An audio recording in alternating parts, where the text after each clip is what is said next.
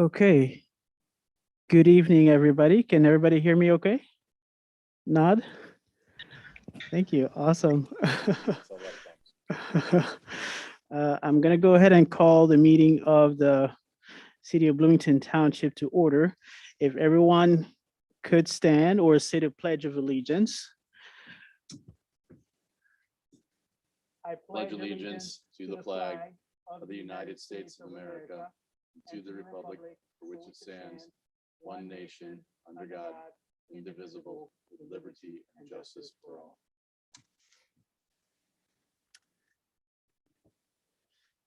Okay, Madam Clerk, could you please call the roll? Trustee Matthey, Here. Trustee Bolin, Here. Trustee Montney, Here. Trustee Emig, Here. Trustee Becker, Here. Trustee Urban, Here. Trustee Ward, Here. Trustee Crable, Here. Trustee Crumpler, Here. Trustee Millewamble. Here. Next item on the agenda is the consent agenda. Is there anything that members of the board would like to have removed? I'm not seeing anybody, so if we could I'll have make a a- motion. I'll make a motion to approve as presented. Okay, some things haven't changed. Motion by trustee Bolin. Is there a second? Okay, second by trustee Matthey.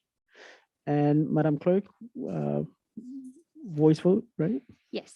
Okay. Trustee Matthey, Yes. Trustee Bolin, Yes. Trustee Montney, Yes. Trustee Emig, Yes.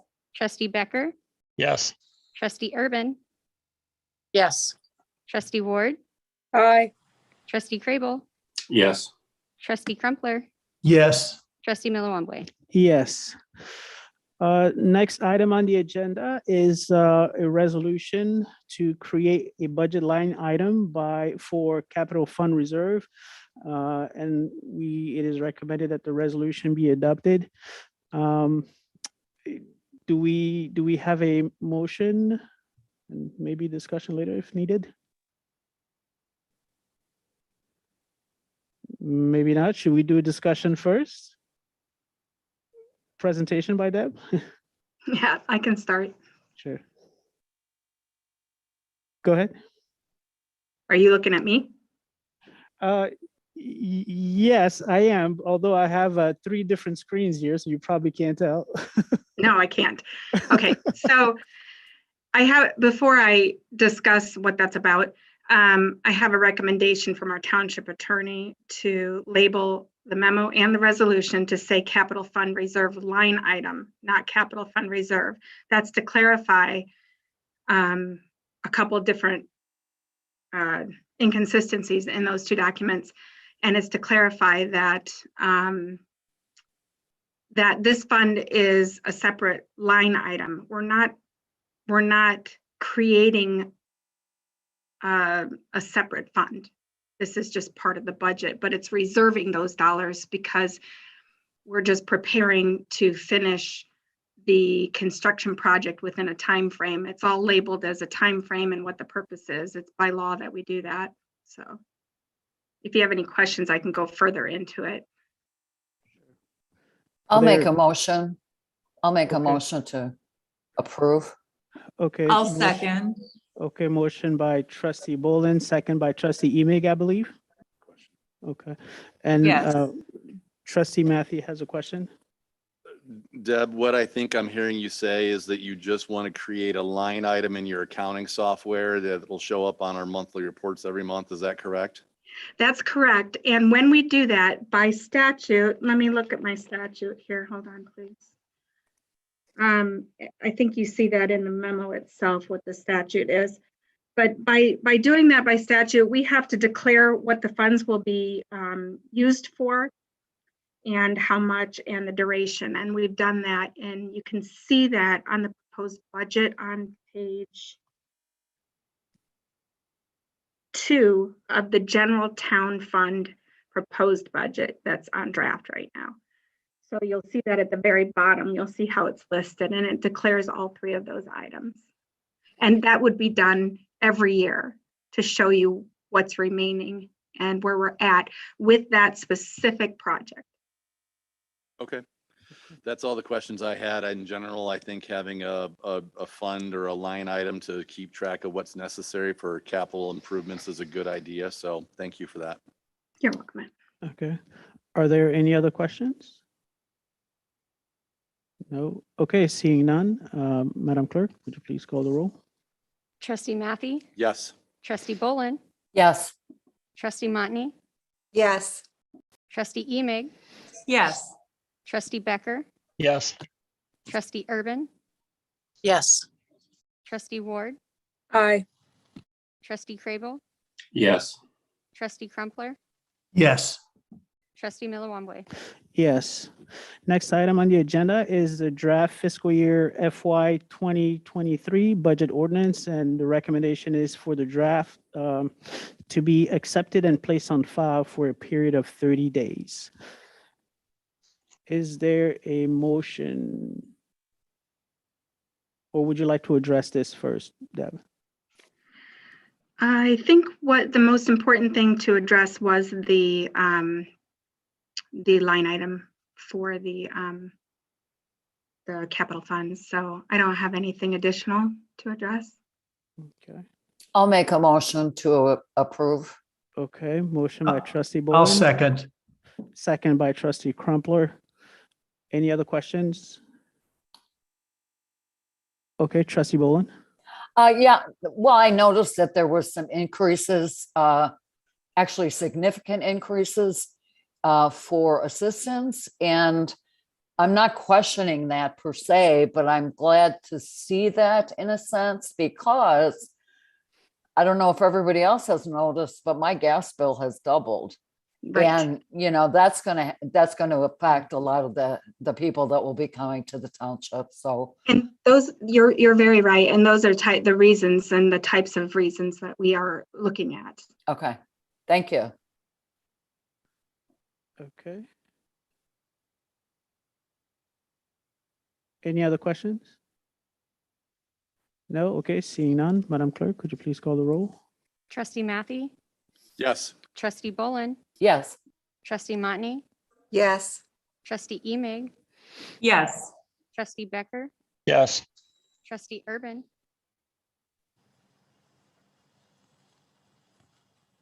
Trustee Urban? Yes. trustee Ward, Aye. trustee Crable, Yes. trustee Crumpler, Yes. trustee Miller Wambwe. Yes. Next item on the agenda is a request for proposal for audit services. The recommendation is for the RFP to be awarded to Phillips and Associates, and I believe this is something we had discussed prior in December. Is there a motion? I'll make that motion to approve. Okay, motion by trustee Boland. Is there a second? Okay, second by trustee Matthew. And do you want to address this, Deb? I don't need to. I think the memo spells it out. If you want me to repeat what the memo said, I'd be happy to. All right. Madam Clerk, any questions? Yeah, I have a question. Sure. Is this auditor been used for many, many years? That firm has been used for a number of years. They're a Okay. township, they specialize in townships. And Okay. so we did put an RFP out to local businesses, and there was nobody who answered that. Okay, okay, thank you. They do, one more thing that I want to share is that they do use more than one person in the firm, and they rotate those individuals. Okay. Deb, you cut out at the last minute, but I believe you said they rotate staff members to work on Yes. various. Okay, sounds good. Thank you. Okay, Madam Clerk, could you please call the roll?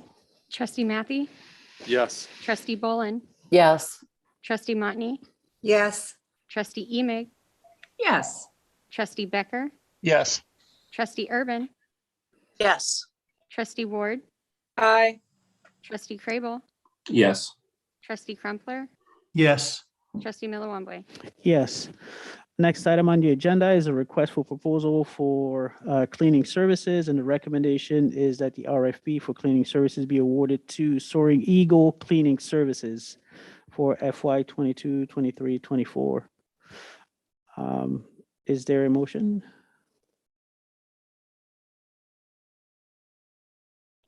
I'll I'll make make a that motion. motion to approve. Okay, so it sounded like there was a motion by trustee Urban, and I would say maybe a second by trustee Crumpler. Yes. Okay, sounds good. Questions? Okay, trustee Bolin. I just have a question. How many years have you used this particular cleaning service? You're muted, Deb.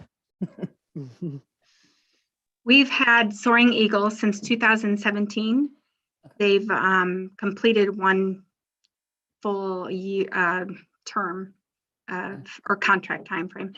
And then they didn't even raise their prices when they did that. So Okay, and you're satisfied? I'm very satisfied. Okay, sounds good. Thank you. It doesn't look like we have any other questions, correct? So Madam Clerk, would you please call the roll? Trustee Matthew, Yes. Trustee Bolin, Yes. Trustee Motney, Yes. Trustee Emig, Yes. Trustee Becker, Yes. Trustee Urban, Yes. Trustee Ward, Aye. Trustee Crable, Yes. Trustee Crumpler, Yes. Trustee Miller Wambley. Yes. Next item on the agenda is reports by elected officials, starting with Township Supervisor Deb Skillroot. I think the only thing that I want to comment on is the SERP program, that it's harder and harder to have people prove that the COVID was the reason why they fell behind and why they're in recoupment with IDES and a number of other things. So it's really, there's some limitations. And the other limitation that exists still, and it remains in existence, we had a time period where we were able to serve with SERP, but this City of Bloomington CDBG funds are back in place again. They didn't complete or finish their remainder yet. So we have to use township and property tax dollars as a payer of last resort.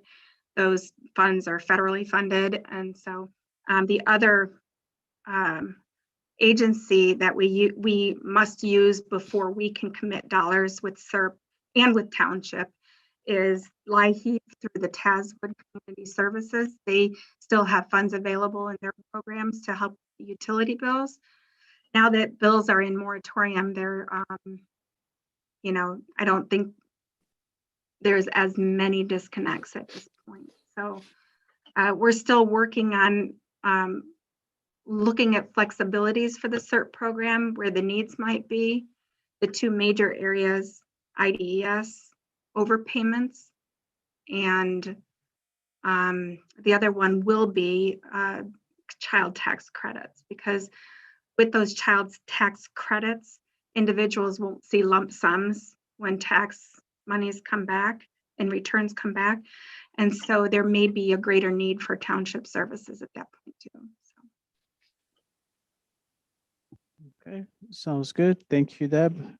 Questions? I know for- that Trustee Crumpler had some additional questions regarding general assistance, and I could pursue that, or Trustee Crumpler, would you like to ask those questions? Sure, I'll ask. Deb, I was really interested in sort of, with the resurgence of the Omicron variant of COVID, I wondered, how do requests for general assistance, to you and your the township funding compare to previous years, or even last year? Are you seeing an increase? Is it about the same? And I wondered with a new fiscal year ahead of us, is your staff considering any new community outreach strategies, to try to work with the community? So the resurgence of the Omicron variant, we have noted an increase in reporting that they've had the COVID, the latest variant of that. But when it comes to it, the reports of the rise in those cases don't necessarily affect township as greatly, especially when I said that we have those other funding sources available. But what we do see is what has more of an effect on township is the overall slowing of services that exist right now, is the availability of those CDBG funds, LIHEAP, and moratoriums that are in place. So, and then I wanted to Go ahead. let you know that the comparison that I didn't think it was necessarily a good comparison to use fiscal year 20 and 21. At 21, I'm comparing it to, but 20 was kind of in between 2019 and 22. So what I saw is basically a shift in our needs, the needs of the individuals. So we were seeing a 50% or around 50% less general assistance, which are the lower income, no income individuals, but much greater 55% more disbursements of emergency assistance, which is showing me that that is a greater need for those who are working and struggling. And then I guess the second part, I hope things are trending down. It seems like they are slowly.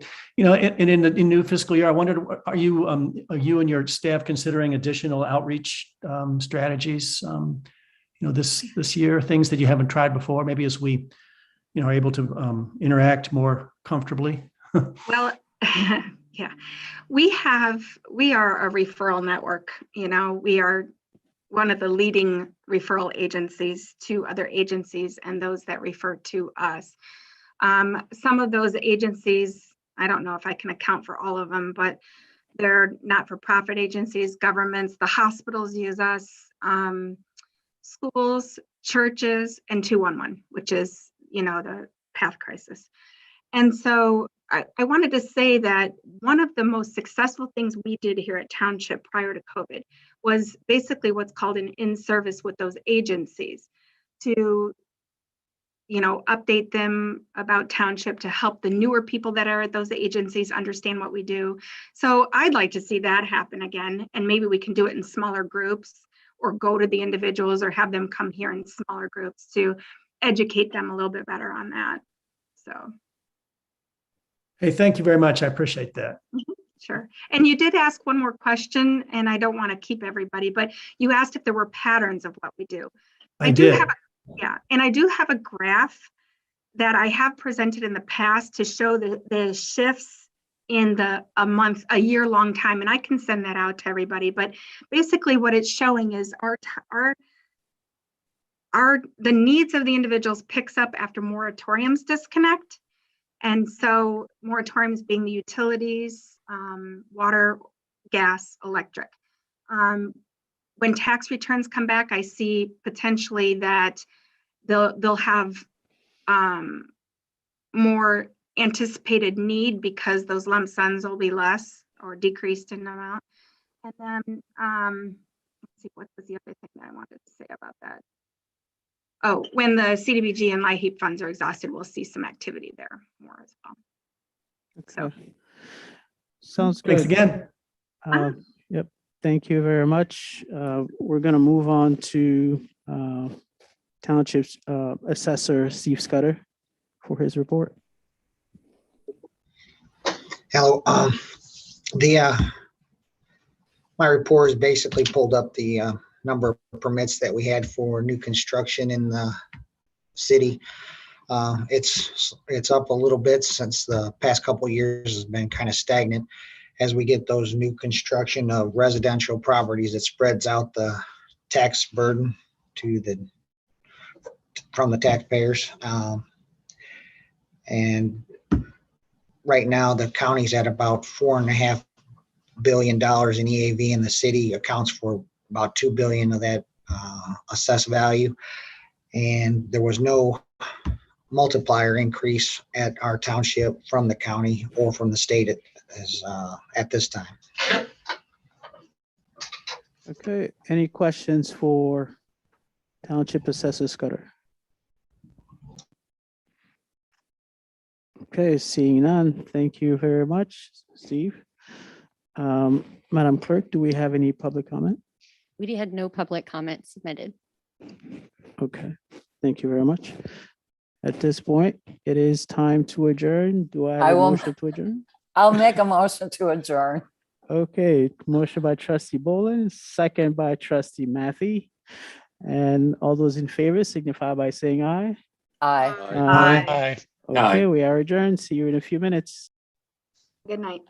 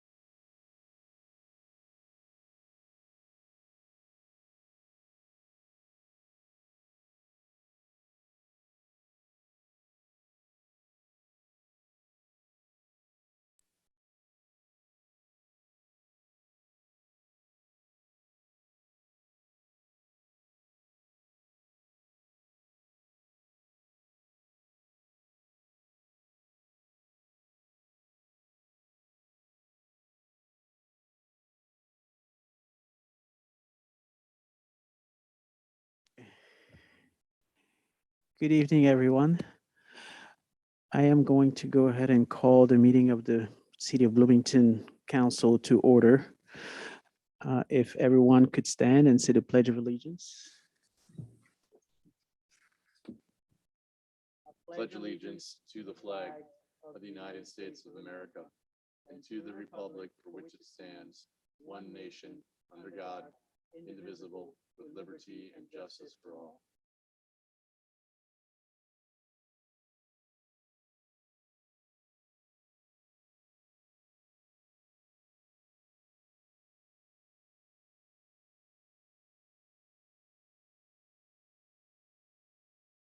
Thank you.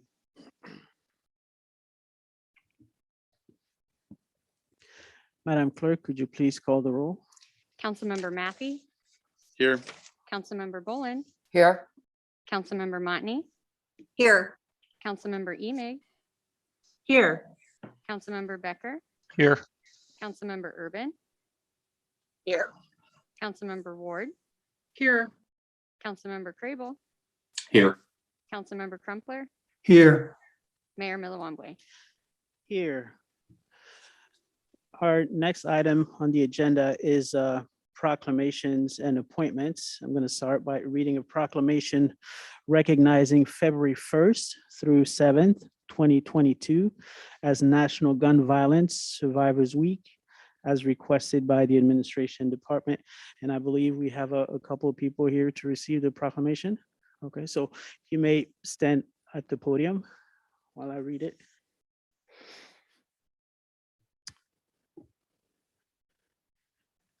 Okay, a declaration, a proclamation declaring the week of February 1st through 7th, 2022, National Gun Violence Survivors Week. Whereas nearly 39,000 Americans are killed every year in acts of gun violence and close to 85,000 more are shot and wounded. And whereas by early February, more Americans are killed with guns than are killed in our peer countries in an entire calendar year. And whereas a gun violence survivor is anyone who has personally experienced gun violence, whether you have witnessed an act of gun violence, been threatened or wounded with a gun, or had someone you know wounded or killed. And whereas forms of gun violence can include gun suicides, gun homicides, domestic violence involving a gun and unintentional shootings. And whereas 58% of American adults, including 68% of Black and Latino Americans, or someone they care for, has experienced gun violence in their lifetime, demonstrating the reach and impact gun violence has in communities across America. And whereas firearms are the leading cause of death for American children and teens. And whereas by commemorating National Gun Violence Survivors Week, towns and cities across America will raise awareness about gun violence and honor the lives stolen by gun violence. And now, therefore, I, Mboka Mulambwe, Mayor of Bloomington, Illinois, do hereby proclaim February 1st through 7th, 2022 as National Gun Violence Survivors Week, and the City of Bloomington encourages our community to support efforts to prevent the tragic effects of gun violence and to honor and value human lives. Thank you. Thank you. Thank you. Would you like to come up Yes. and receive the proclamation? If you have anybody who taking a picture, wants to take a picture? Why don't you guys,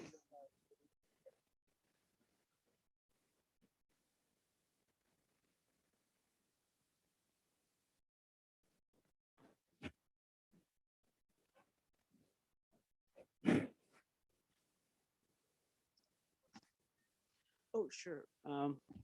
Would you like to say anything?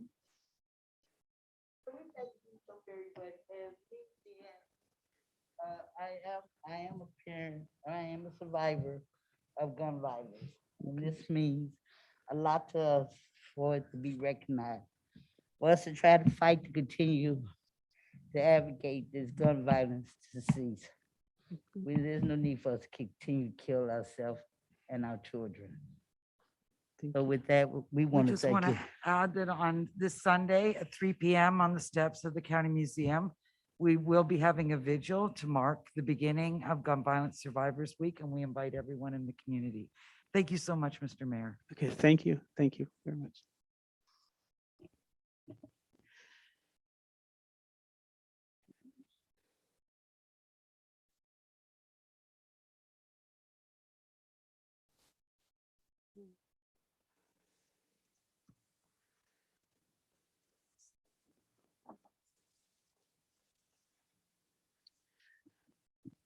Okay, our next proclamation is a proclamation for health and for humanity for January 15th through 30th of 2022. And I believe we have Mandava present here. If you would like to come up to the podium while I read the proclamation. Whereas yoga is an ancient Hindu practice developed thousands of years ago in the Indian subcontinent for maintaining spiritual, mental, and physical well-being. And whereas Surya Namaskar, sun salutation, is a traditional yogic practice combining a sequence of postures with breathing exercises that provides the key health benefits of yoga in a very succinct package. And whereas Hindu Swayam Sevak Sangh is a voluntary nonprofit social and cultural organization which aims at preserving and passing on the ancient Hindu heritage and cultural values to the next generation of Hindus and raise awareness around the world. And whereas HSS is conducting the 17th consecutive annual awareness program Health for Humanity, which is a nationwide effort to promote friendship, mutual understanding, and good health among multicultural and diverse members of the community. And whereas yoga enthusiasts, yoga studios, local schools, and other community organizations are participating in the HSS Health for Humanity Yogathon. And whereas the Health for Humanity program will be conducted January 15th through 30th, 2022, and will be free and open to all people for learning a unique set of yoga postures called Surya Namaskar. Yoga enthusiasts and local organizations are participating in this event. Now, therefore, I, Mboka Malambwe, Mayor of the City of Bloomington, do hereby proclaim January 15th through 30th, 2022 as Health for Humanity Yoga Awareness Period in Bloomington and urge residents to join Health for Humanity Yogathon. We thank HSS for their outstanding job with helping to preserve and promote the ancient heritage and cultural values around the world. Thank you. Would you like to come up and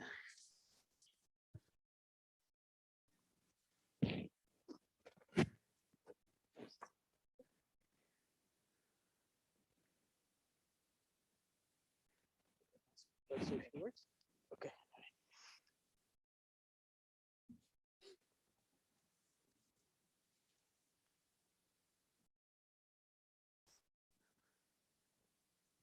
Good evening and namaste everyone. Honorable Mayor Mboka Malambwe and respected council members. Thank you for recognizing our efforts in bringing the awareness of health and humanity through yoga in our community. We have been doing this from last 17 years and we'll continue to do this. Actually, why we are looking in January is the sun will take its rotation, change its rotation, change its direction from towards northbound direction. That's where the positiveness on our bodies will be there. That's why we do it in January. And that's one thing. And Surya Namaskar gives a better health and fitness for the body and the mind as well. So developing not only that, we can, with the yoga, we can avoid COVID also with certain practices. I mean, few practices like Jalaneti and as well as pranayam, breathing exercises. That's what we do here. And during the pandemic, HSS volunteers have delivered the food at the local for the physically handicapped and old age people at their homes. And also during the Diwali, we have delivered the food to the charitable organizations. That's what we do here. This is across the country that we are doing this. Thank you very much for giving me this opportunity. Once again, thank you and namaste. Okay, thank you. Thank you very much for coming.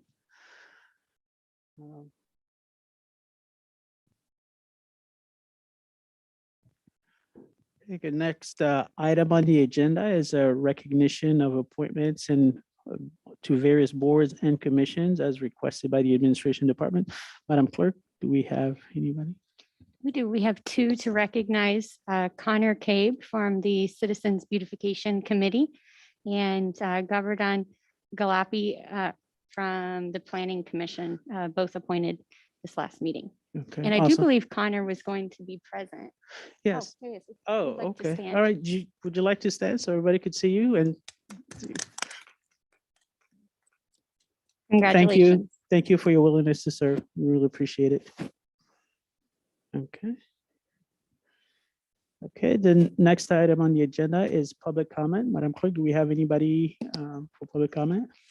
We do. We had no public comment emailed to us this time, but we do have two people present. First, we'll hear from Linda Strau, and then to follow up, Carl Kunkel, and they're both present. Did you want this mask? He Sure. left his mask. I'm sorry. He left his mask. Oh, okay. Do we?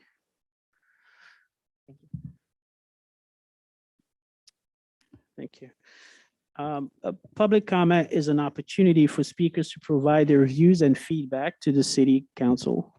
It is also an opportunity for the city council to listen and hear diverse points of view. To maximize the impact of public comment and show respect for the expression of all views, speakers should maintain civility and focus on city issues. Speakers must identify themselves for the record, but are not required to give their address. Each speaker is given the floor for 3 minutes, and the council does not respond or engage in debate. Any speaker that engages in threatening or disorderly behavior will be deemed out of order and their time ceased. Thank you. You may go ahead. Hello, my name is Linda Stroh. I live at the corner of Livingston and Mill. Have been associated with the West Side since the 1960s when the following were not issues. Number one, bulk waste remains on the curbs and sidewalks for an average of 3 months on the West Side. When I call Public Works, their usual response is bulk waste is suspended for leaf collection or various other reasons.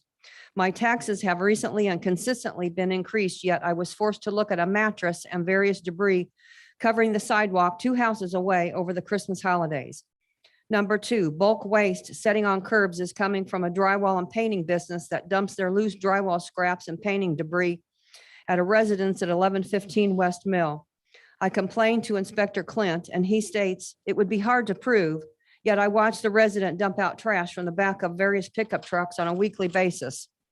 Number three, exterior debris still remains on the property after 6 months at 1116 West Mill, despite several calls to Clint and Pace Supervisor Carey. Clint's repeated response to me is, "Where do you live again?" City employees who do not care. The process of ordinance enforcement needs to be shortened from months to days. I am forced to look at this property and the debris which is directly across the street from my house. My first call to Clint and his comment 6 months ago regarding this property was, "You'll never get any compliance out of those people." Number four, trash totes allowed to remain either on the curb or in the front yards as in 1116 West Oakland. Inspector Ann has been notified for the last 6 months. Exterior debris and garbage bags full of trash litter the entire yard. Number five, Officer Hitchens at Pace has been notified numerous times regarding vehicles parked off-street in grassy yards and vehicles that are no longer running at 909 West Oakland and 1103 West Mill for over 6 months. His frequent response to me is, "Oh yes, that one is an ongoing problem."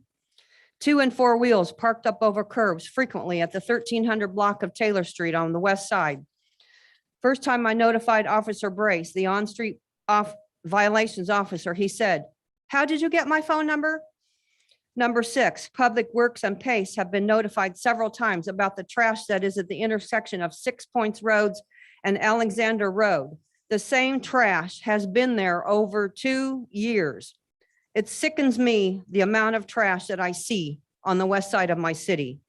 If you don't pick up the trash, nothing else matters. Thank you. Thank you, Linda. Next. Next up, we have Carl Kunkel.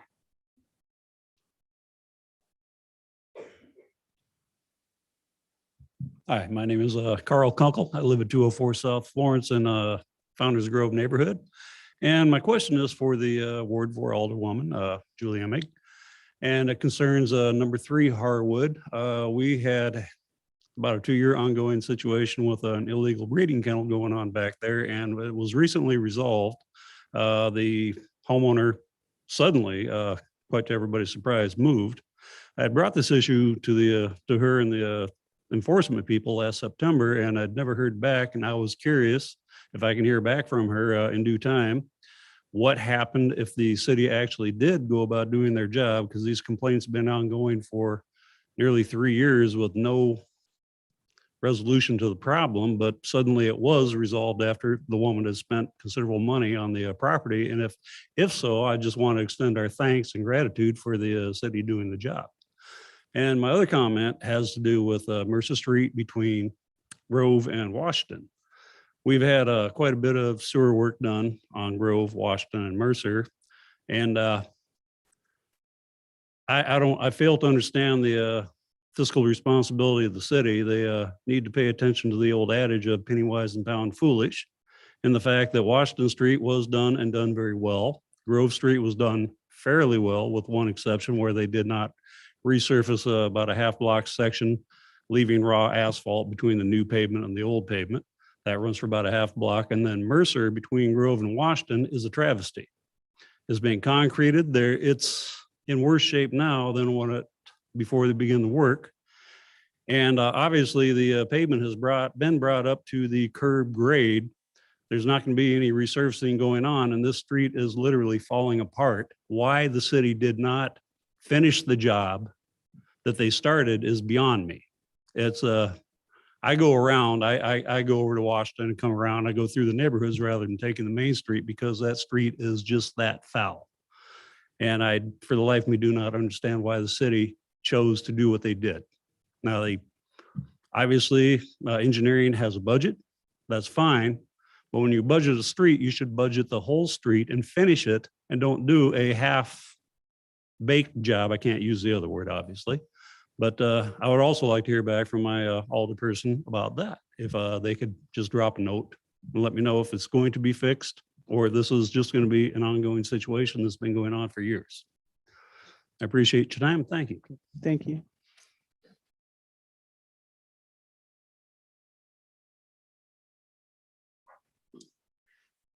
Okay, No further public comment. the first, okay, thank you.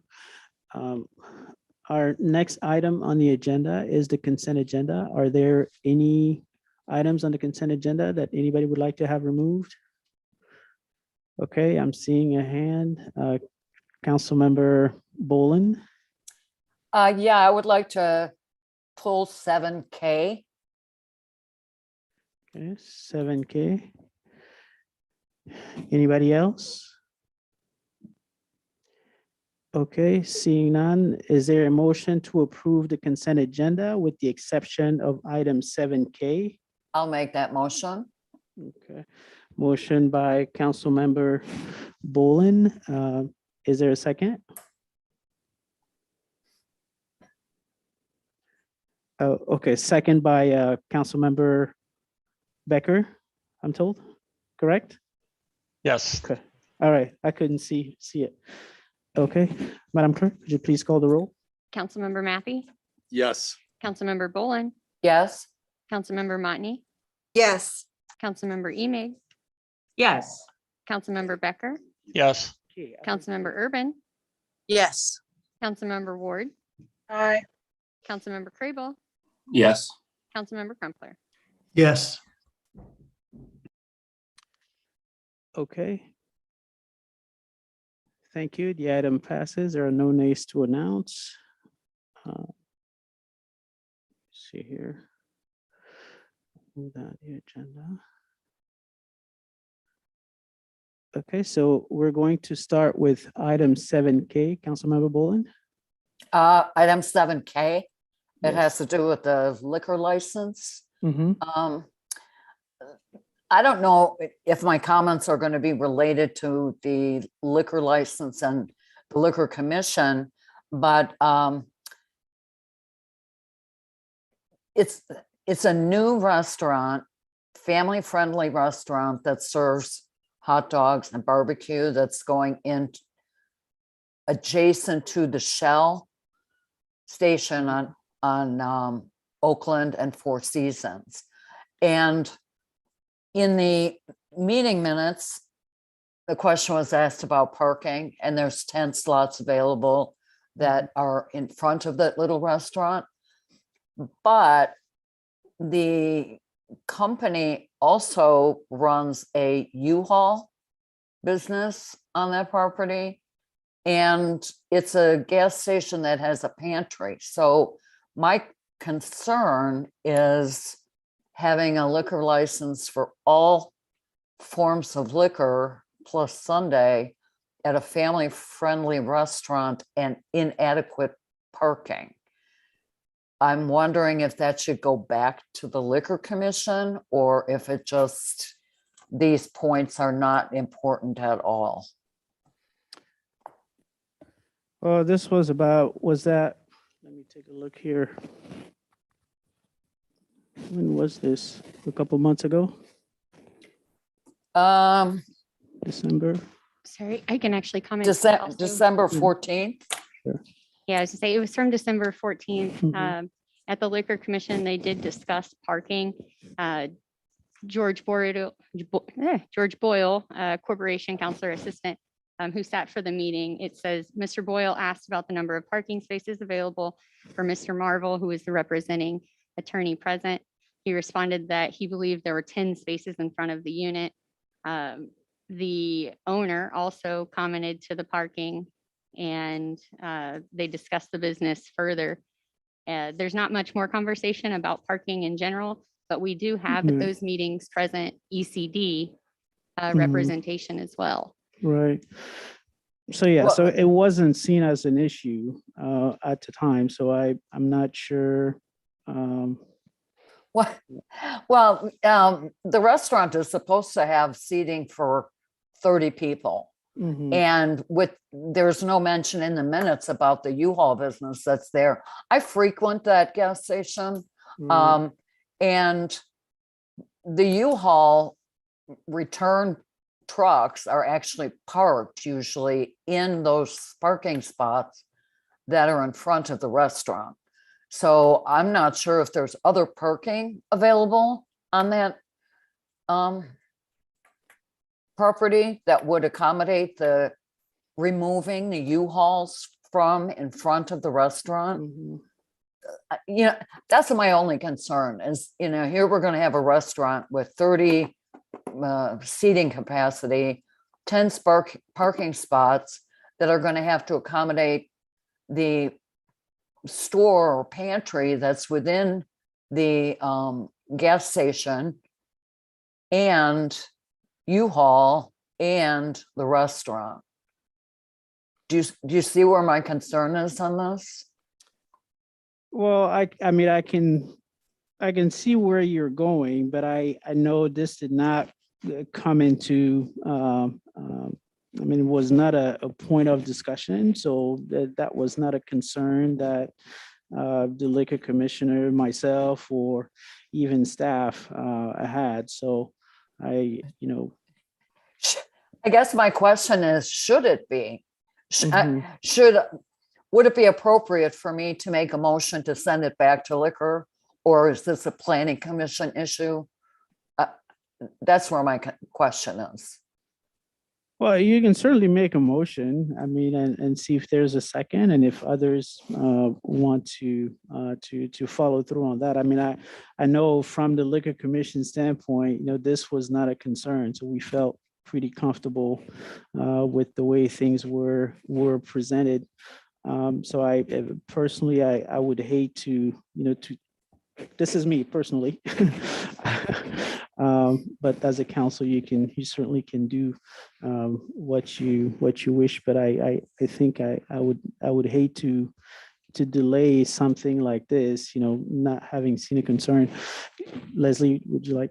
Yeah, I was also just going to point out that on our application for the license, it Mhm. does also have them comment to parking. Mhm. And then the application is signed off and approved by ECD as well, and parking Sure. is taken very seriously. Mhm. So it does, on the application, state that there were 10 spots available, that they anticipate it to be more of a quick serve and go restaurant. And it was a Right. functioning business before as well, Mhm. and parking wasn't an issue. So just Okay. Does that change your perception, Well, I Councilmember guess, Boyd? I mean, I'm in favor of the restaurant. Don't get me wrong. I just wanted Mhm. to bring up this information as a point of concern for Mhm. me, specifically because of the U-Haul business, which was not Mhm. mentioned by anybody. And that does affect the parking. So, Mhm. this, I will make a motion to approve, Mhm. but I want on the record that there may be an issue with parking. Sure. Well, and Okay, it's something that we can monitor, correct? okay. Okay. Yeah, we can definitely make sure that we look into it further Mhm. going forward. Okay. Okay. Sounds good. So motion by Councilmember Bolin. Is there a second? Okay, second by Councilmember Motney. Madam Clerk, could you please call the roll? Councilmember Matthey, Yes. Councilmember Bolin, Yes, Councilmember Motney, Yes. Councilmember Emig, Yes. Councilmember Becker, Yes. Councilmember Urban, Yes. Councilmember Ward, Aye. Councilmember Crable, Yes. Councilmember Crumpler. Yes. Okay, the item passes. There are no nays to announce. Next item on the agenda is item 8A, which is budget preview. And I'm going to turn it over to City Manager Gleason for some introductory comments. Thank you, Mayor and Council. This is our first kickoff meeting publicly regarding FY23. For the community, our budget year is May 1st to April 30th of every year. And this is the kickoff meeting as we work through the different presentations to the community regarding, again, FY23. There's a lot of numbers, for those that are watching. And that's one thing that Scott Rathbun and I, the deputy city manager, everybody that's involved in this process that truly starts, the very week, if not a couple of weeks after the formal adoption of the budget itself. And in the numbers, we do our best to explain the numbers. Sometimes it's not uncommon to see an increase, something that might look like a substantial increase when in fact there's a rest of the story. And we pride ourselves in the monthly finance director's reports, trying to talk through those, trying to make sure that the elected officials have the talking points for the constituents that they represent.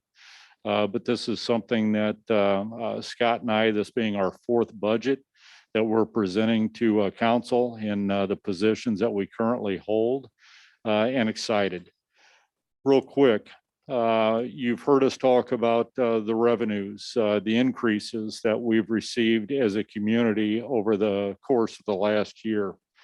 One of the council initiatives in the past that we've worked towards over the last 2 or 3 budgets, and this year will be the largest year where we're able to pay cash instead of lease arrangements. We'll be able to purchase equipment rather than the rental or the lease type of arrangements. And it's something that we're in that kind of position. But I'll say that we have guarded optimism about the outlook for the community. and probably the region, as the other communities are dealing with a very similar scenario as us. We're not beyond COVID yet. And it would take one impact, let's say to my solid waste, the garbage collection and public works, where if that division, as the example, was wiped out, there is a major impact, budgetary impact to the community.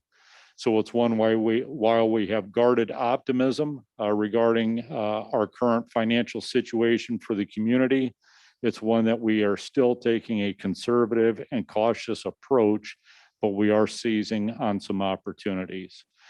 Scott, I'm going to turn this over to you, but real quick, Deputy City Manager, anything to add at this point? I just wanted to give you a shot because you're obviously very involved in this. Scott, please take it away. Thank you, City Manager, Mayor, Council, community. We have finished our first pass at balancing the FY23 budget. Just to take a couple minutes, it's a very extensive process as the City Manager hit upon. All staff, it's all hands on deck, all departments, department heads from fleet to facilities are involved. It's about, however you want to refer to it, a bottom up, zero-based budget. The departments are tasked with executing and completing an Excel document that includes the last 4 years of actuals for their department.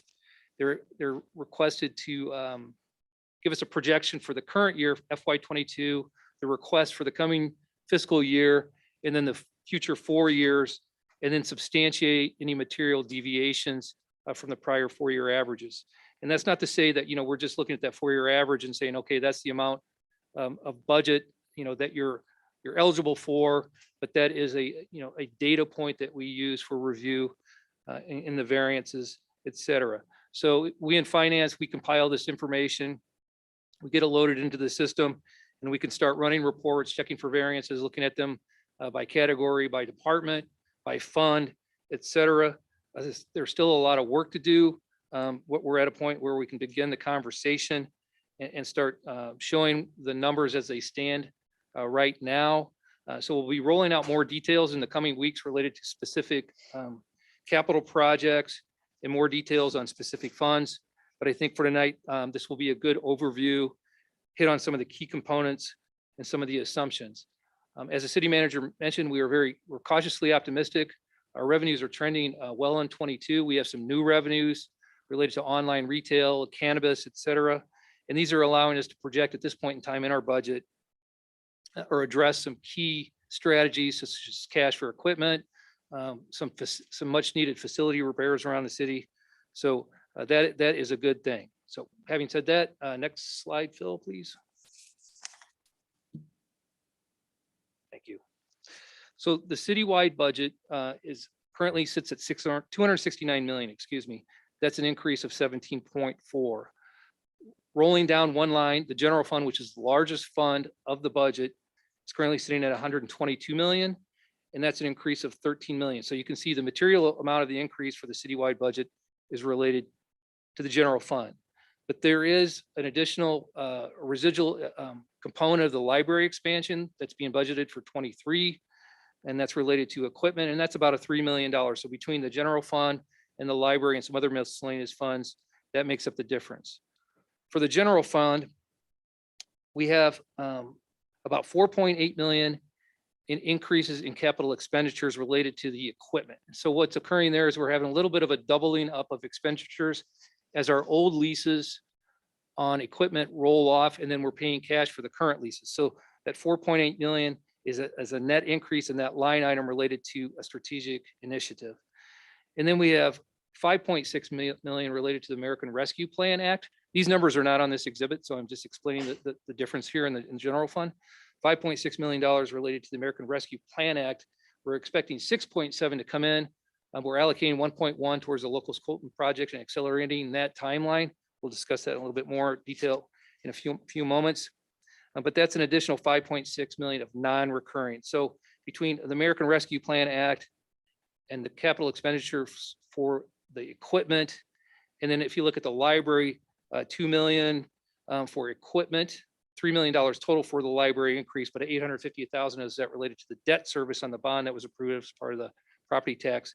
You're looking at about $12.4 million of non-recurring items driving that increase. For capital projects, almost $57 million, a slight decrease from the prior year. We have many projects that are rolling in to 23 from 22 for various reasons, but still a significant impact, hopefully for the city, aggressive, a goal there of $57 million in capital projects. For the general fund balance, a very impressive, I would say, $32 million in projected ending reserves for the end of 23. That's all things being held equal. If 22 comes in where we're looking at it right now, that's, you know, provides an opportunity for us to address some of these strategic initiatives, provides cushion related to COVID that is still going on.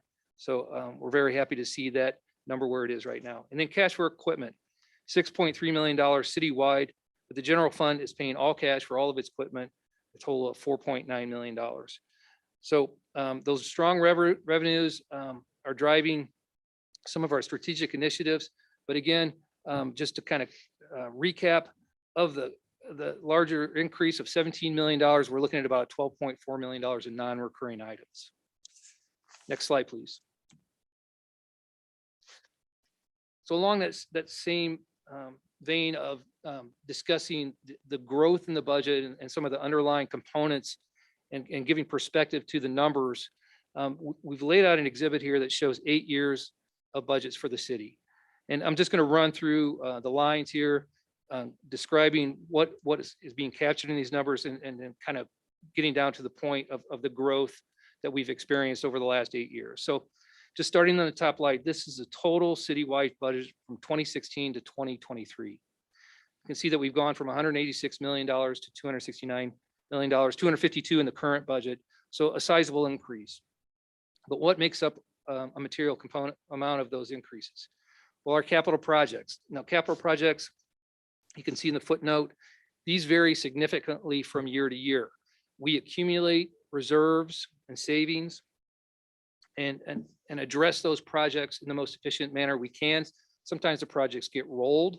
We're rolling $24 million from 22 to 23 for the coming year. So that is a variable component of our budget. It's really not a part of the net operating budget. So we're backing that out for this exercise. Strategic additions. So council approved, community approved strategic additions. You can see at the bottom, we're highlighting two that are non-capital related. So back in 2016 for FY 2017, home rule sales tax was increased. And one of the initiatives was to provide approximately $2+ million to the county for mental health initiatives. And then another $2.4 million was added in utility tax to address the public safety pensions. So again, this isn't really a growth in operations for the city. It's a strategic initiatives, increases in the taxes to address certain needs. And then to kind of highlight some of the non-recurring, I've captured just the American Rescue Plan Act and the library here for 2023 is a $7.6 million adjustment. So looking at it from this perspective, and with numbers, you can look at them a lot of different ways, but this kind of puts the growth, the budgetary gross numbers in context, where we've grown from $166 million in 2016 to about $200 million in 2023. And if you look in the box, that's a annual growth rate, annualized growth rate of between 2% and 3% per year. Next slide, please. Okay, getting into some of the details and some of the assumptions. I'm not going to roll through the line items per page, but this is an exhibit that we cover every month. The major tax revenues really drives the operations of the general fund. Our enterprise funds have their own dedicated fees, such as water and sewer, et cetera. And this is where we really have some continued cautious optimism rolling out of 22. We're seeing new revenues in the form of online retail tax related to the legislative change that occurred last January, where online retailers have to collect the local component of sales tax. So that has had a very material positive impact for the community, for the city. We're also looking at our new dispensary for cannabis And then we're having some streaming revenues being realized as well for online activity. So between those three, we're looking at about a $5 million, a little over $5 million add to the city. And then on top of that, we have a little bit of continued optimism related to ongoing stimulus impacts. So the American Rescue Plan Act specifically, a lot of local governments are just beginning to deploy those dollars. We received $6.7 million with our initial funding. The county is supposed to receive $33 million total. The next round is going to start occurring early next summer. So those dollars are going to be deployed beginning fairly recently and then out through the next year to 2 years. So we're optimistic that that's going to have a continued positive impact. So jumping down to the bottom and highlighting kind of the typical way we look at our budgets and the growth over the prior year, you can see that we've increased 23 from 22 by 13.3 million. Well, that's very sizable. However, putting that in context from what we did to 22, we took the 22 budget down by 3.6 million from the 21 budget. The 21 budget, even though COVID was just kicking off, we adopted it as it was being proposed. And then we just set aside some expenditures and some cash to address the uncertainty of COVID. But we have to take that 22 budget in context related to that $3.6 million reduction. And then from the reconciliation standpoint, I'm also backing out $1.2 million of the increase in the levy, a significant component of that being the library for the expansion and the bond, the remodeling. And so we're looking really at an $8.4 million net increase over 2021. And then I just highlighted that we're looking at about $5 million in new revenues. So I don't have this on the reconciliation, but taking 5 million off, that's a $3.4 million total increase since 2021, about a 1.7% growth rate. So that's a good growth rate, but it's not quite as extensive as looking at the $13.3 million year over year increase. This cautious optimism is allowing us to address some of those strategic initiatives like cash for equipment and facility repairs. Next slide, please. We're going to cover the general fund tonight and then hold off and do the other funds in subsequent meetings. So for the general fund, I as indicated on the first summary slide, a $13.2 million increase. You can see use of fund balance is at 2.8 in the notes. You can note that we're using 1 million of restricted pension reserves. Those were part of the utility tax increase that went into effect in 2016 for FY 2017. And then the remainder of the use of fund balance we're associating with capital projects. It just says capital there, but try to address some of these very much needed facility repairs. The taxes line, this is showing a net increase of 6.5 million. This does not match the previous exhibit. Not all the revenues shown on the major tax revenues are related to the general fund. An example being property tax includes the library, and the library is its own separate fund. So that's why this increase is less than the previous exhibit, but the same explanations driving it. Intergovernmental revenue, this is where we're showing the placeholder of $5.6 million for the American Rescue Plan Act. Next slide, please. General fund expenditures. I highlighted these very quickly on the summary slide, but to run through them again, $13.2 million in increases, increase over prior year. We're having a little bit over $3 million compensation increase, 2.5% roughly for cost of living, union contracts, and then we've added some staff to advance forward some city initiatives. Capital expenditures up 4.8 million. That's the cash for equipment that I was referencing earlier. And then in other expenditures, a little over $5 million increase. So actually that whole category came down a little bit because we have a placeholder for American Rescue Plan Act being spent. So we're receiving 5.6 million in revenue. It just as a placeholder showing that being spent in other expenditures of 5.6 million. So those three categories, compensation, capital expenditures, and other expenditures are driving the $13.2 million increase. And a substantial part of that is non-recurring. Next slide, please. Just going to cover the capital projects in totals by fund. We're still running through the details on these and locking them down. We need to run these by the city council, But I will highlight that, we have allocated $7 million for asphalt and concrete. That's a streets resurfacing and sidewalk program as committed to the community. Oop, running out of time. And then the asterisks, the water sewer storm, these include acceleration of the Locust Colton Phase 4 and 5 programs or projects, excuse me. And then for the arena, we have $3.8 million in capital projects there. And that's related to the rooftop units, the HVAC units, and very highly deteriorated. This is a business continuity issue for the city related to that facility. It's a large number, but we need to address that need. And as I mentioned previously, we do have about a little over $24 million of this total that is being rolled over from FY22. Next slide, please. So next steps, as I mentioned several times, these numbers are still preliminary. They're still in motion. We're solidifying them though. We're watching inflationary data just like everyone else related to our expenditures, but we have cautious optimism related to our revenue projections. And this has been enabled us to put into the budget currently the initiative to pay cash for equipment for the general fund, address city asset facility repairs, do the $7 million for asphalt and concrete, and accelerate the timeline for the Locust Colton plan or project. I keep saying plan. So details will be rolled out in the next few weeks.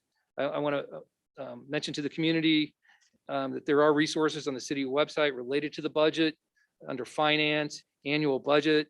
You can look at the old past year budget documents. There's the video 101 series or the budget 101 series, excuse me, just related to background on the budget itself. So I will pause now and see if there are questions at this time. Thank you. Okay. Okay, all right. Looks like, okay, Councilmember Becker. Thank you.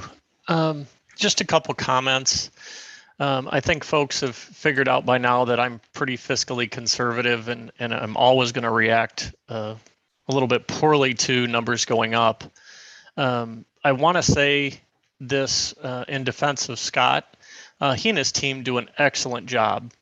And if you look at any one number that they present there, you can find a case and an explanation for why it is there and what they're trying to accomplish. And they do present some good that's there and some really good explanations. But if you look at the bigger context, I do still have concerns with it. And the reason is, when we submit an initiative as a council member at the city's form, it says, if this is going to cost money, where are you going to get the money or what are you going to reduce to accomplish this? And I think that's just a good example of we're held accountable to anything that we want to spend. And I want to take that same example and bring it back to the city and say, okay, we do need to spend some of these line items, but there are places that I still believe we can save to keep the budget from going up.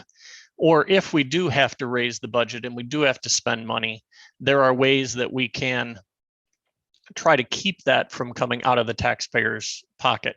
If we have $32 million in reserves at the end of the year, why did we have to raise taxes? I know they're being conservative. That's not a specific question, as it's just an example. There are ways to be more responsible and to reduce as a philosophy to protect our citizens and even lower taxes rather than raise them while still getting the work done and providing the necessary services. I think we need to do a little bit of big picture work to reduce some of these numbers, even though, like I said, Scott and his team do an excellent job. And I buy into a lot of the explanations. I think it's just a philosophy change. So just my comments.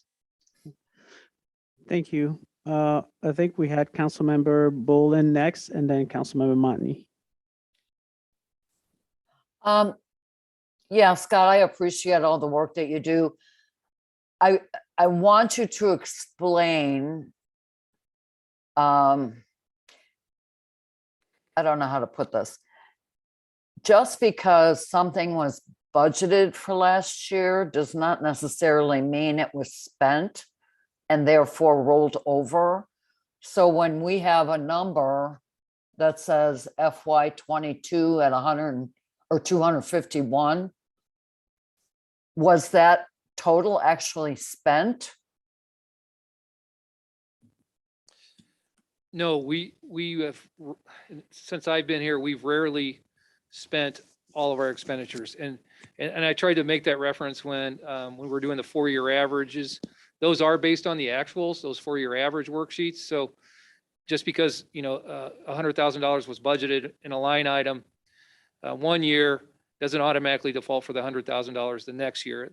And also, we don't want to say just because you spent $100,000 each of the last 3 years, you automatically get that $100,000 for the coming year. So there's a review that's done there, but I think by utilizing the actuals in the ask to the departments, we're avoiding that simple, simply basing the next year's budget based on the current. And then, as I indicated too, we have $24 million of this current year's budget that's rolling into 2023 in the form of capital projects that, for whatever reason, like state motor fuel tax fund is a great example. Just some of the negotiations with the railroad, et cetera, related to that. It pushes the timeline out on the project, and that's $10 to $15 million bump out just related to one project. So what I'm hearing you say is that actually we spent $24 million less than what was budgeted last year. Is that correct?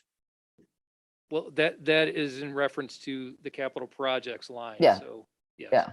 Okay. That's all I have. Thank you. Thank you, Councilmember Montney, and then Councilmember Crable. Hi. Hey, first of all, I just wanted to call out the work that's being done to optimize floor space. I know we've done a lot in the city to consolidate and take better advantage of the facilities that we already have.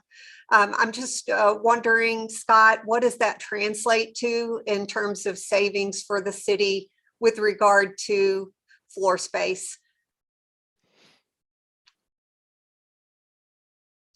I don't have a calculation for that right now. I mean, the optimization, I think part of it is an efficiency just from staff communication standpoint. We're utilizing space over here, but I think we were out of space as well. So, and the city manager can chime in here as well, but we needed more space. And so the optimization is not really resulting in cost savings, but more efficient staffing locations.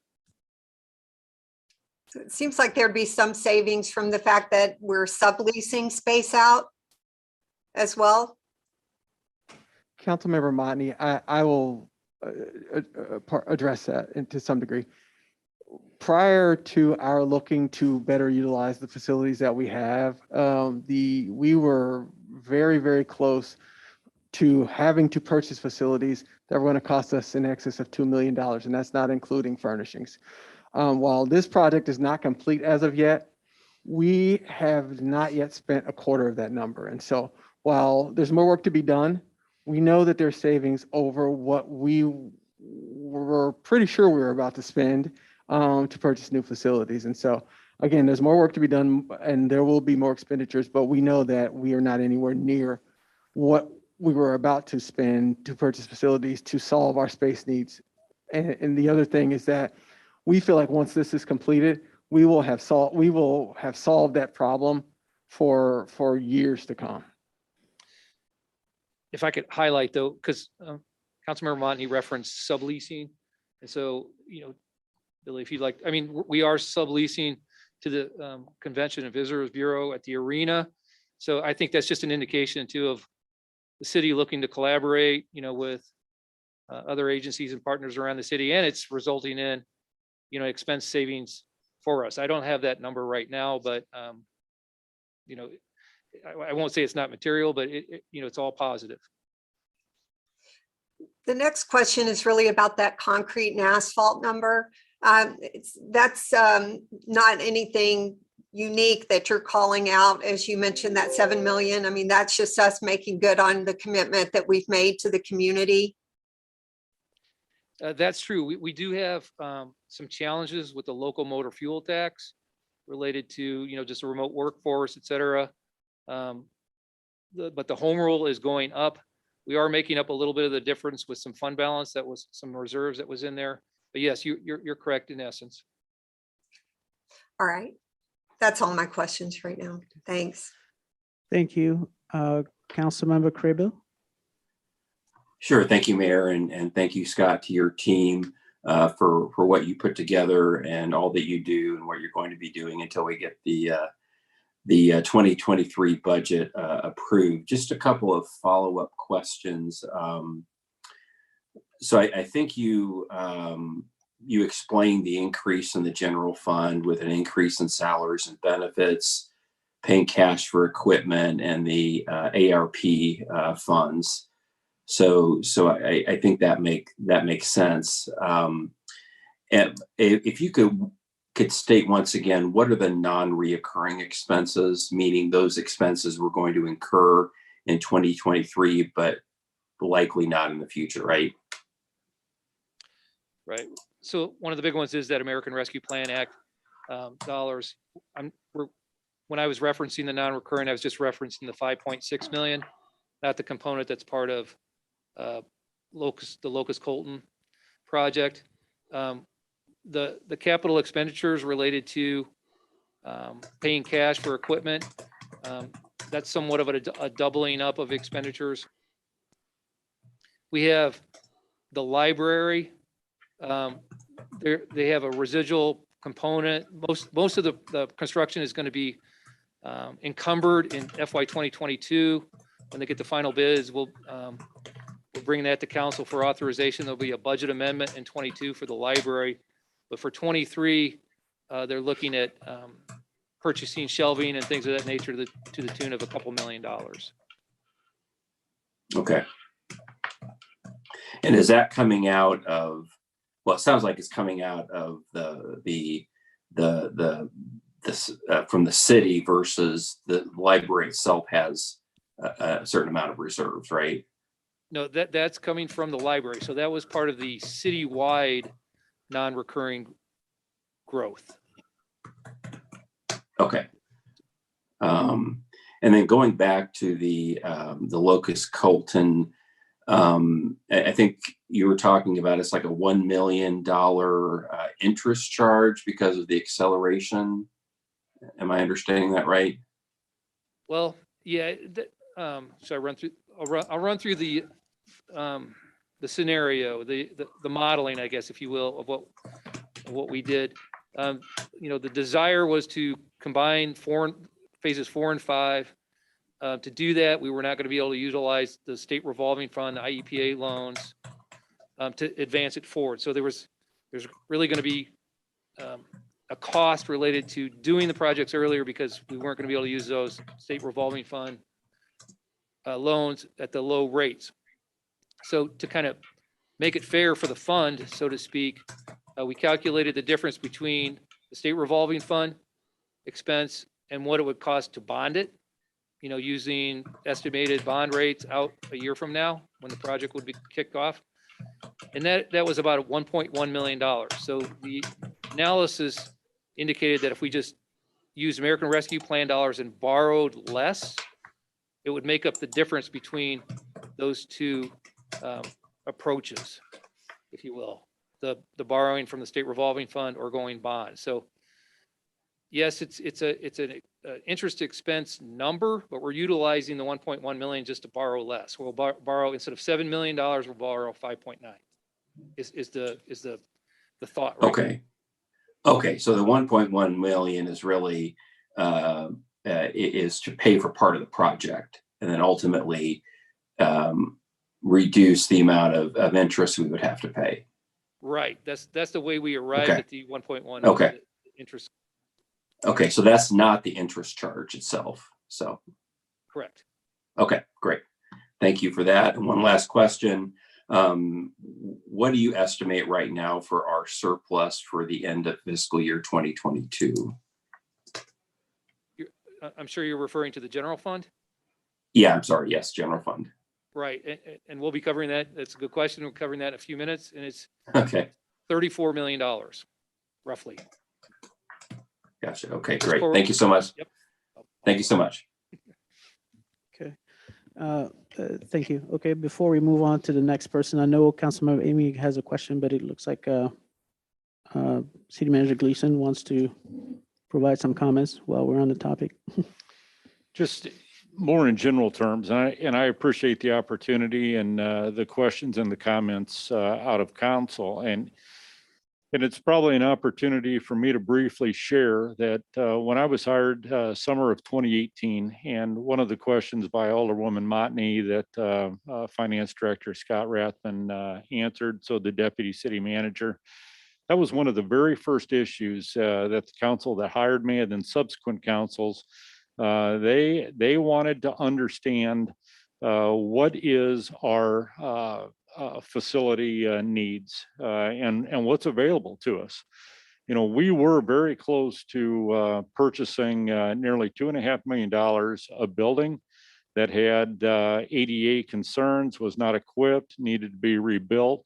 And we paused that almost immediately, not suggesting that it was a bad idea at the time. It's just, I wanted to understand what are we currently paying for and what are our opportunities, what are our needs.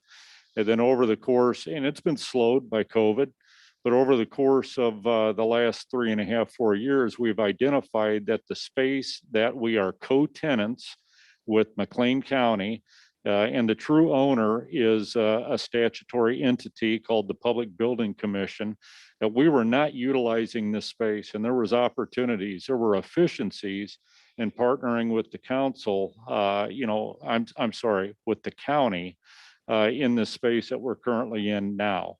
And then also, what were the additional needs? You know, when we look at a facility for the city, the one true need, the largest expenditure, and it will come at some point in the near future, is a garage for the mechanics to be able to work on the equipment that we have. They're actually out in the elements. You get a fire ladder truck, and they aren't undercover when they're working on these all times of the 365 days out of the year. Another area real quick was that council and subsequent councils charged me with where are the efficiencies in the current organization? Where can we reduce? And this process has gone on for nearly 4 years now, where we've combined and consolidated some of the departments that we've had, and we've tried to communicate those and tell our story in the accomplishments segment that's always at the Committee of the Whole in February. And then as it makes the news, throughout the year, but really try to highlight it as we do a year-end in review. Well, we found those. Also, it's a practice for every single department that, especially supervisory up to the highest level of that department, the director itself, there is never a replacement opportunity that we do not explore that job description and any possibilities to increase efficiency in the duties that that former position held. And I know in government, we don't do a good enough job of telling our story. We sort of check that box and move on. But appreciate some of the comments from council and just giving me a couple of quick minutes to share that again. Thank you, Mayor. Okay, thank you. Do we need more time? I heard. Yeah, we are out of time. I'm not sure how long you anticipate, but Sure.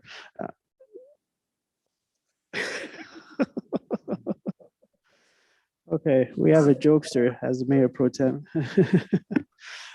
So can I have a motion to extend the time, maybe 10? Mayor, I'll make a motion to extend the time for 15 minutes. Okay. I'll second.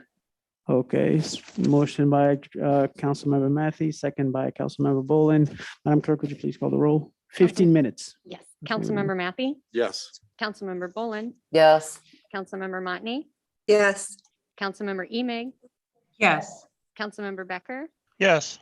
Councilmember Urban, Yes. Councilmember Ward, Aye. Councilmember Crable, Yes. Councilmember Crumpler. Yes. Okay, we have an extra 15 minutes. So I believe Councilmember Emig was next. You had your hand up earlier. Yes, thanks, Mayor. I do want to reiterate that how much I appreciate Scott's presentation and also just to acknowledge that we've all had an opportunity to look at this proposal in our 3-in-1 conversations and ask lots of questions. So it really helps to have that opportunity and then to have time to think about the big picture before we are in the public conversation. And I just a few comments. It seems to me that it initially it does seem like a huge increase, but when you look at the context and the whole story around it, that ultimately will save money in the end by purchasing equipment that we own instead of rent, that our leases right now are still continuing, but they will run out, that we do have these American Rescue Act funds of in this cycle of about 5.6 million. And we are continuing to fund our pension at 100%. And the funding that we were able to take from the utility side is no longer there. And we're kind of waiting to see if the state will do some consolidation, which we hope will make those funds less and or we might decide that we don't need to fund at 100%. And we did overall agree that the library was a good investment and would allow for a return on investment. At the same time, I agree with Alderman Becker that we need to kind of look at everything in relation to all the moving pieces. And I too am kind of wondering about the 32 million in reserves. But do appreciate that generally speaking, our finances are rather conservatively managed, or we wouldn't be in such a positive place. So I just wanted to make those comments. Thank you. Thank you, Councilmember Emig. Do we have anyone else who'd like to make? Okay, Councilmember Matthey. Thanks, Mayor. Yeah, I just wanted to clarify one thing, just in case people weren't aware, something that Tim referenced a little bit ago. And he talks about that we are eventually going to need a new garage. It's something we've talked about quite a bit.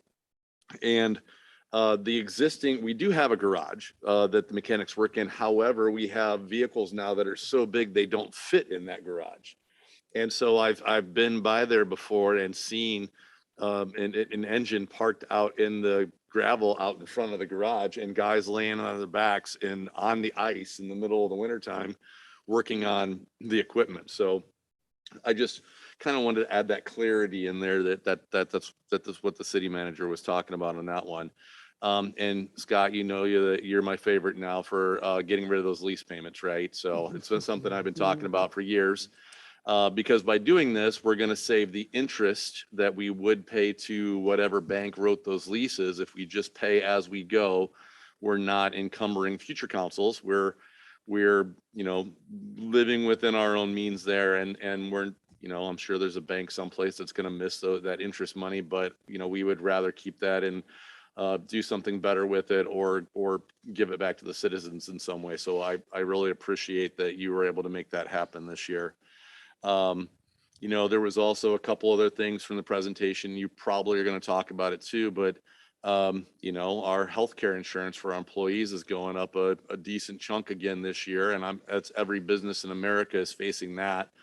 And we've got 700 plus employees. So when healthcare costs go up, that's not a small number when that happens to us either. So I do appreciate the work that HR did a few years ago to really kind of bring some of the healthcare costs under control, or we'd be looking at an even bigger increase right now than we're already facing. So, some of that work that happened a few years ago under Tim's leadership really is definitely paying off now under the current situation. I just look as we get more into this and dig more through some of the numbers as we go forward. I'm really impressed with what you guys have put together. So thank you.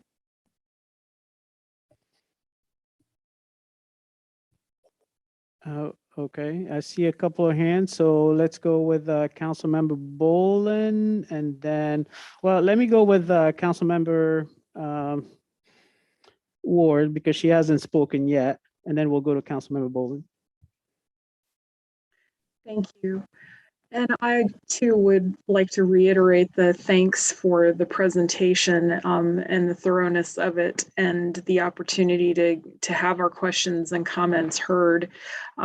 I want to just say one thing, and that is that while we may be looking at tens of millions of dollars of surplus, as we heard this evening, there are still issues that need addressing. As we heard in public comment, the question of solid waste is still outstanding. And as we have been talking about and not talking about for 6 or 7 years, there's quite a lot of work that yet needs to be done with regard to accessibility.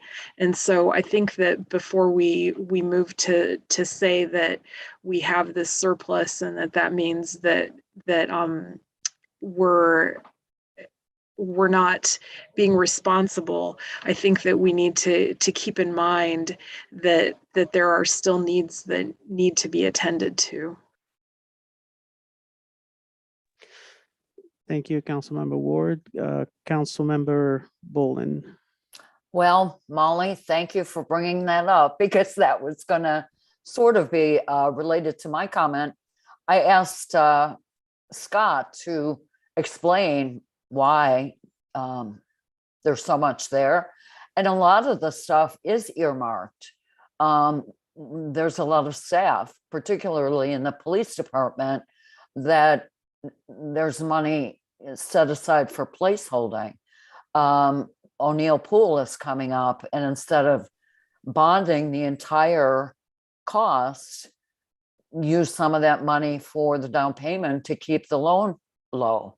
So there are, like you said, many things that we need that maybe the community is not aware of. And I would like to have Scott maybe bring some of that information forward so that people don't look at that reserve as just money in the bank that we're not going to need. Thank you, Councilmember Bolin.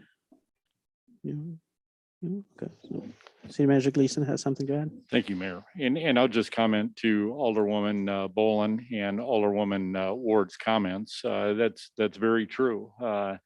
And it definitely would be premature for me to comment what council's wishes would be. But there are definitely a number of initiatives that we have discussed in the past that have growing interest out of the council.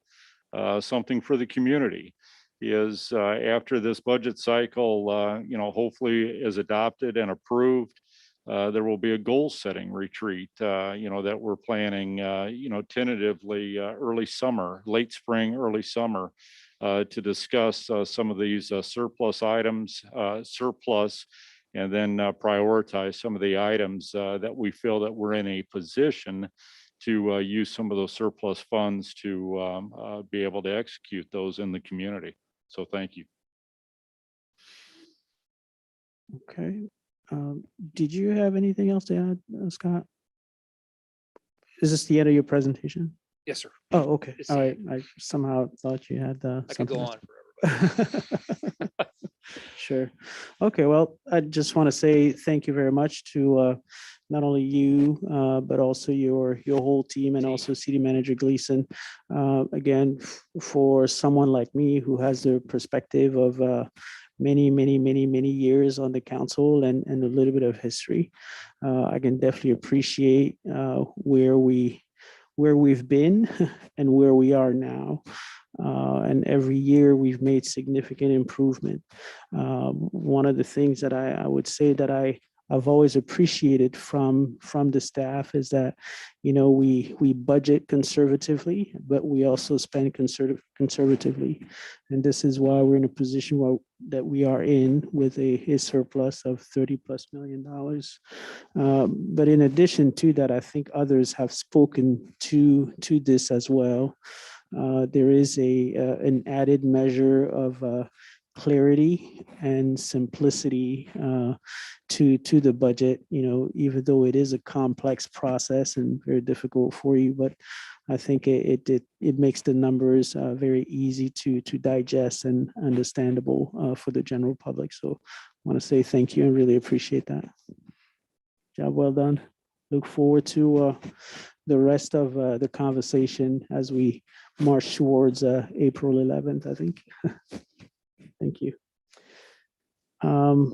I think the next item on the agenda is item 8B, a council initiative to be presented by Councilmember Matthey. So the floor is yours, I believe. Thanks, Mayor. So yeah, I brought forward a council initiative that I think I didn't word the best when I submitted it, and I might have caused some confusion on that. Specifically, my original idea was to address housing. I know, we all know that right now there's a housing shortage in the community. There's a shortage of houses for purchase. There's a shortage of units for rental at the same time. And I was thinking about it. So one of the, last month, the assessors, Mr. Scudder, told us that there was a bunch of new starts. And then this month, there's even more new starts. That's good, where people are building and we're trying to address some of that.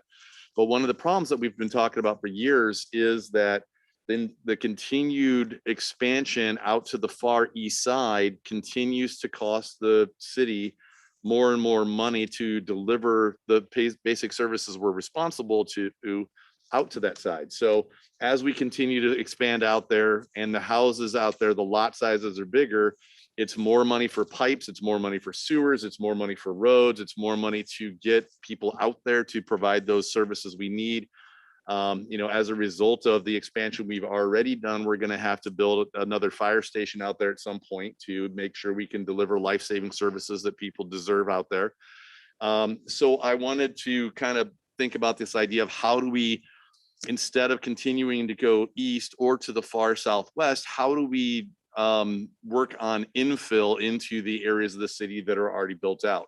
The McLean County Regional Planning, as part of our Bringing on Bloomington plan from 4 or 5 years ago now, identified there's 2 large areas, both on kind of the west side and the east side of Main Street, as a regeneration zone and a preservation zone. And a regeneration zone, they identified and said, basically, this is an area that needs a lot of work to bring it back up. And then that's mostly on the west side of Main Street. And then the preservation zone was identified as, if you don't do something now, it's going to become a regeneration zone. So we need to start taking action. So the basis of my idea was how do we incentivize people and the developers, instead of continuing to build far out to the east side, how do we incentivize some of them to build into those preservation and regeneration zone and do more infill development as we go along. So my idea is let's create an incentive package. Let's create if you do this, the city will, if you do X, the city will do Y. And that could be in the form of, we could commit to planting trees, replacing curbs. Instead of a 50-50 sidewalk program, we could do 100% for specific properties. We could waive curb cut fees if somebody has to run a new sewer line or a new water line to a house to bring it up to current code. There's a laundry list of things that we could do where we could help offset some of the costs so people can buy some of these older homes that have fallen into disrepair, go into them with the partnership with the city and the bank, and fix these places back up and make them safe and affordable housing again. And there was a lot more identified into the email that I sent to council, and I published it on my website.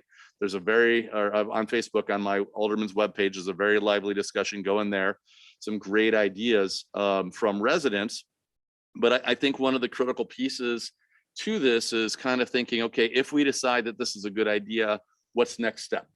And to me, I really think that the next best step is to kick this to our planning commission and say, okay, planning commission, we have this idea.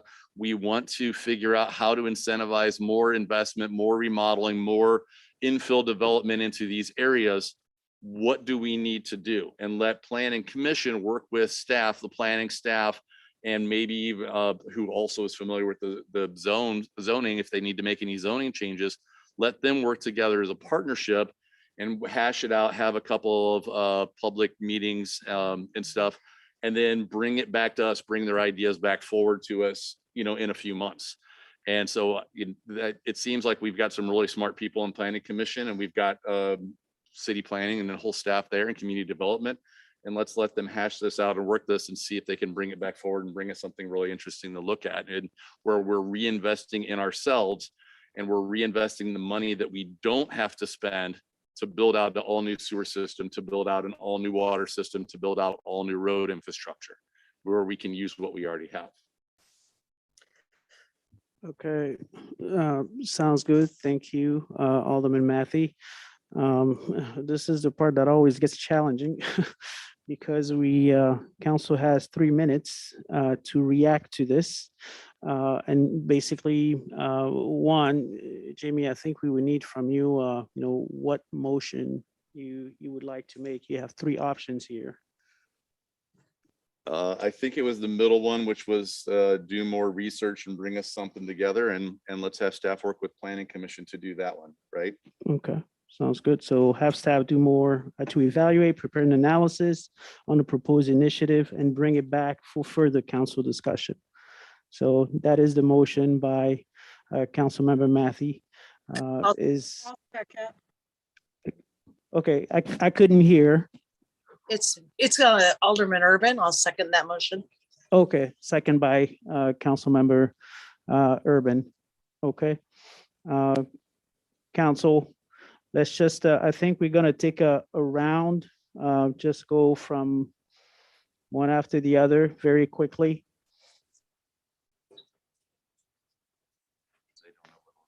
Oh, okay.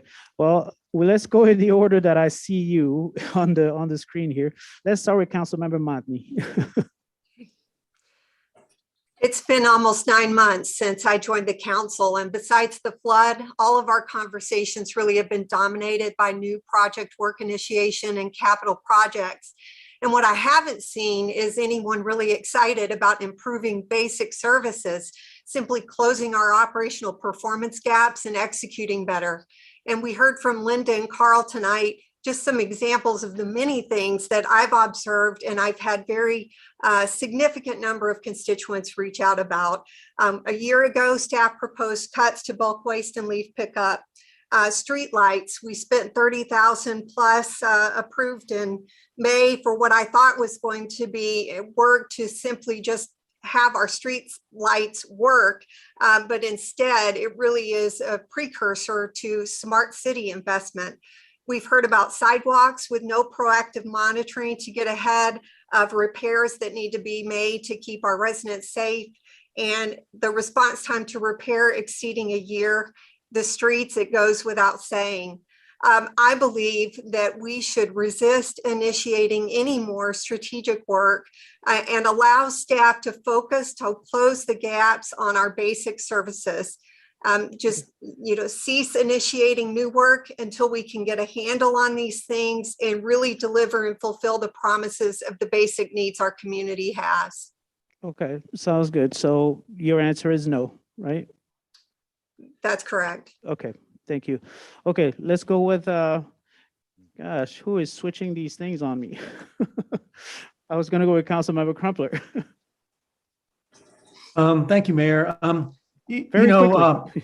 I know we're real quickly. Councilmember Matthey, I when I was campaigning, I've always supported trying to work with infill in the downtown area to improve the quality of downtown. I know it's early in the process, but in your proposal, you mentioned creating a pool of money with some of the ARPA funding.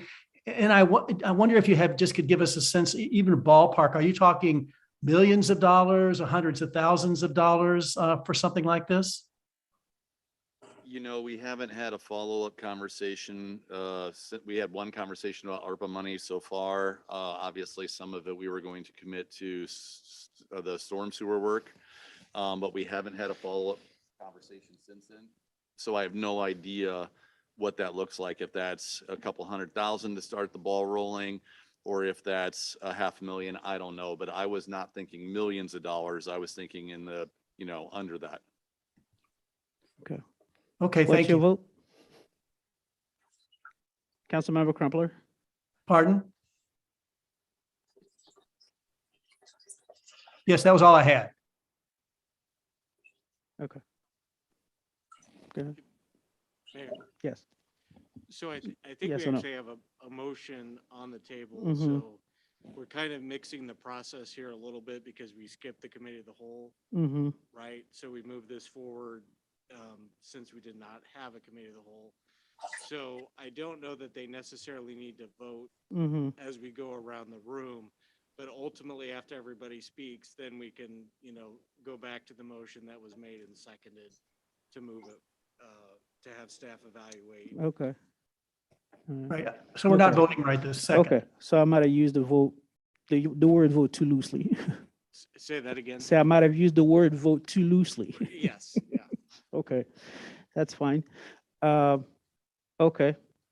So did you add anything else to add, Tom? Because I can't tell which way you're going. Oh, no, that was my only question. And I was assuming we would vote after everyone spoke. Okay, all right. Okay, let's see, Councilmember Emig. Yes, thank you. I am really excited about this initiative. I think that tying in the Planning Commission makes a lot of sense and really dovetails with things that can go in tandem with trying to improve and investing in our core. And that is to really to look at how we define infill and what does that mean, and does our current definition work? What about our zoning and maybe revisiting some of the density questions, parking? There's a lot of opportunity here to get feedback, as well as from historic preservation. I just was looking at a historic preservation and affordable housing study. And finally, I would just ask if City Manager Gleason is aware, if the Regional Planning Commission is planning to do any more studies or a study related to the housing situation in the community writ large. Oh, and the Bloomington Bring It On plan, it's the preservation and regeneration zones. It's not limited to downtown. So I just wanted to make that clear too. This isn't just a downtown project at all. It's very residential. It goes way beyond the core of downtown. Okay, sounds good. Thank you. And I think City Manager Gleason can answer that question afterwards. So Councilmember Bolin, again, we're past the 3 minutes. I'm trying my best to be thoughtful of what people want to say, but at the same time, kind of keeping the process moving. I told you this was going to be complicated. It always is complicated. I am supportive in regeneration and preservation. The Bring It On Bloomington has a lot of policy points that I think we need to address. And I guess that goes to Jamie's mentioning involving the Planning Commission. Zoning needs to be addressed. I also think that, like Julie said, we need to reach out and coordinate with historic preservation, the West Bloomington revitalization. I'm assigned to a subcommittee on the Behavioral Health Council, specifically regarding housing. They're trying to move forward with like transitional housing and and things for the homeless. So a lot of that needs to be coordinated before we start doing initiatives, let's say. That is my only concern. So I don't want to, it's not that I don't support it, but I think we need to wait on this initiative until some of the groundwork is set. So I would not support it at this time. Okay, sounds good. Councilmember Becker? I was just nodding in agreement with Donna. Sorry. Short and sweet. Councilmember Crable? Thanks, Mayor. I'll try to be short.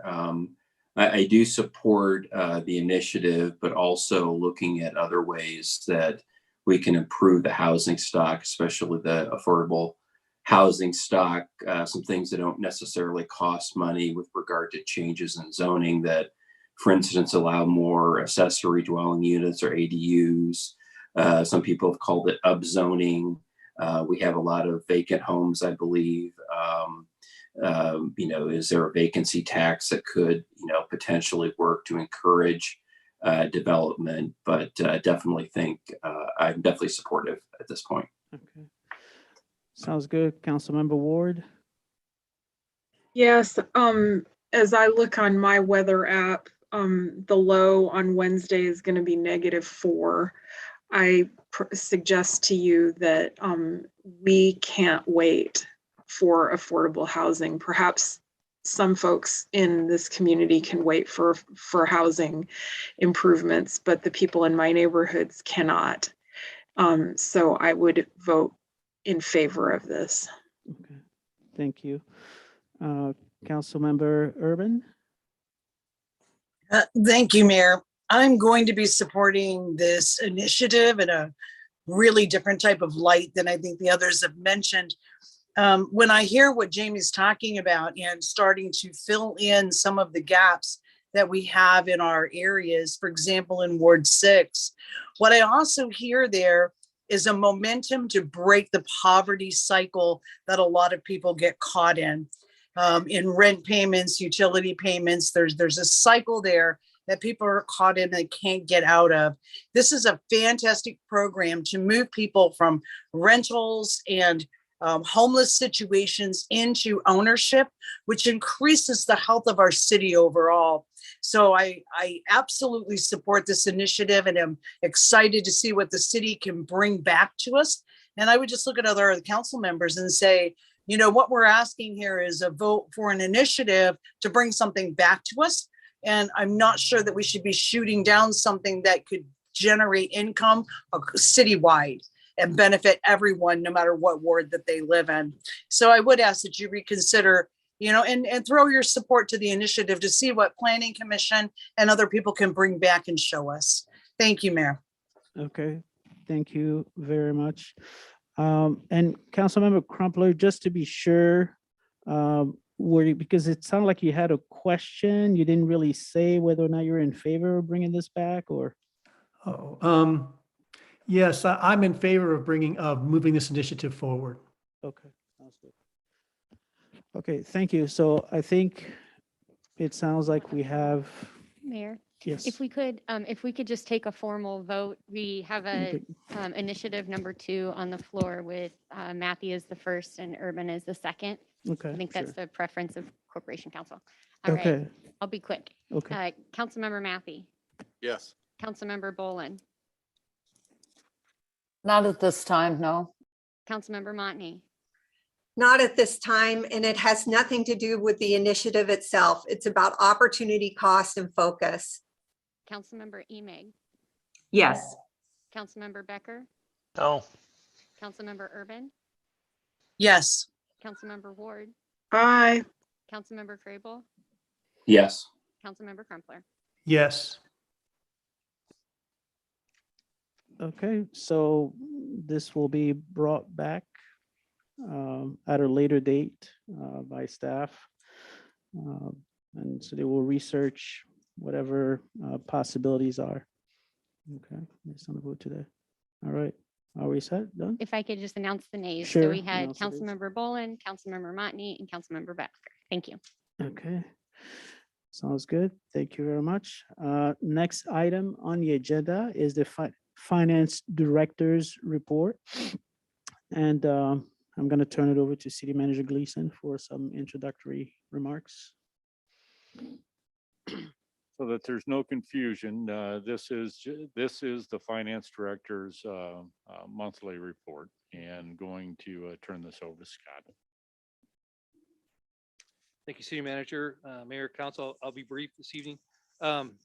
We are 8 months into the year, so that is 67%. We use that data point as kind of a point of reference. However, as I've mentioned several times, many of our revenues are on 2 to 3 months delays. So with the numbers that we're seeing tonight, we have visibility on the current month as well. So that's what's working into our 2023 projections. So next slide, Phil, please. So major tax revenues. I'm going to skip right to the bottom here, and you can see the variance total year to date is 9.2 million of these revenues, and these are not all of our major tax revenues.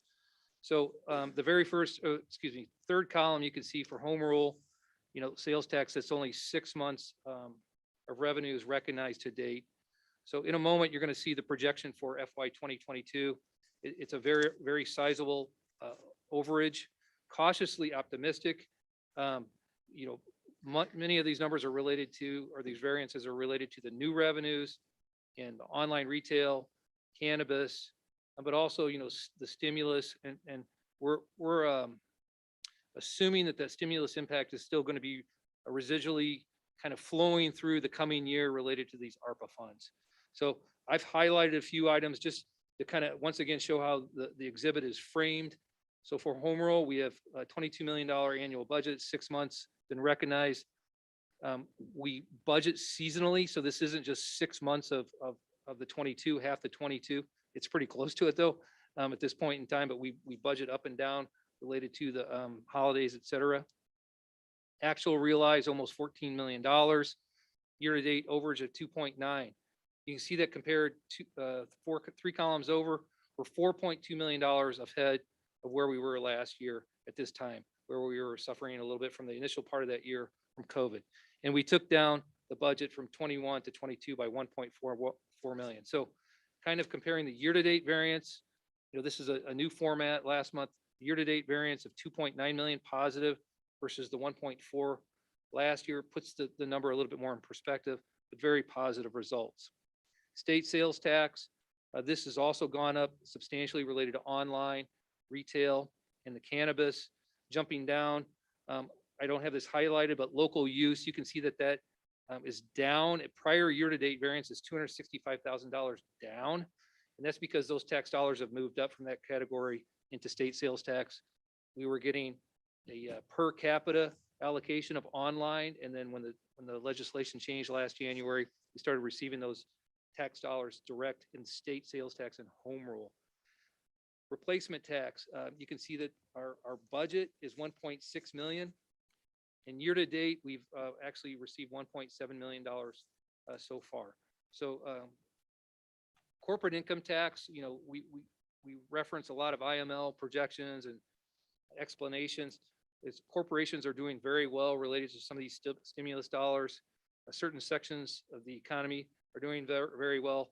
Everyone's on the paper about State Farm having a fantastic year last year. There's a lot of components driving this, but we're expecting some of those to be residually impacting the coming year, and that's what we've translated into 2023. Same kind of story with hotel motel now. That one's, we think from the local construction related to Rivian, but that one has exceeded its budget year to date so far as well. Next slide, please. So the general fund revenues and expenditures, we've split this exhibit into 2 slides. It was becoming too crowded. We've changed the format. We are now adding a projection column out to the right showing our current estimate for year end.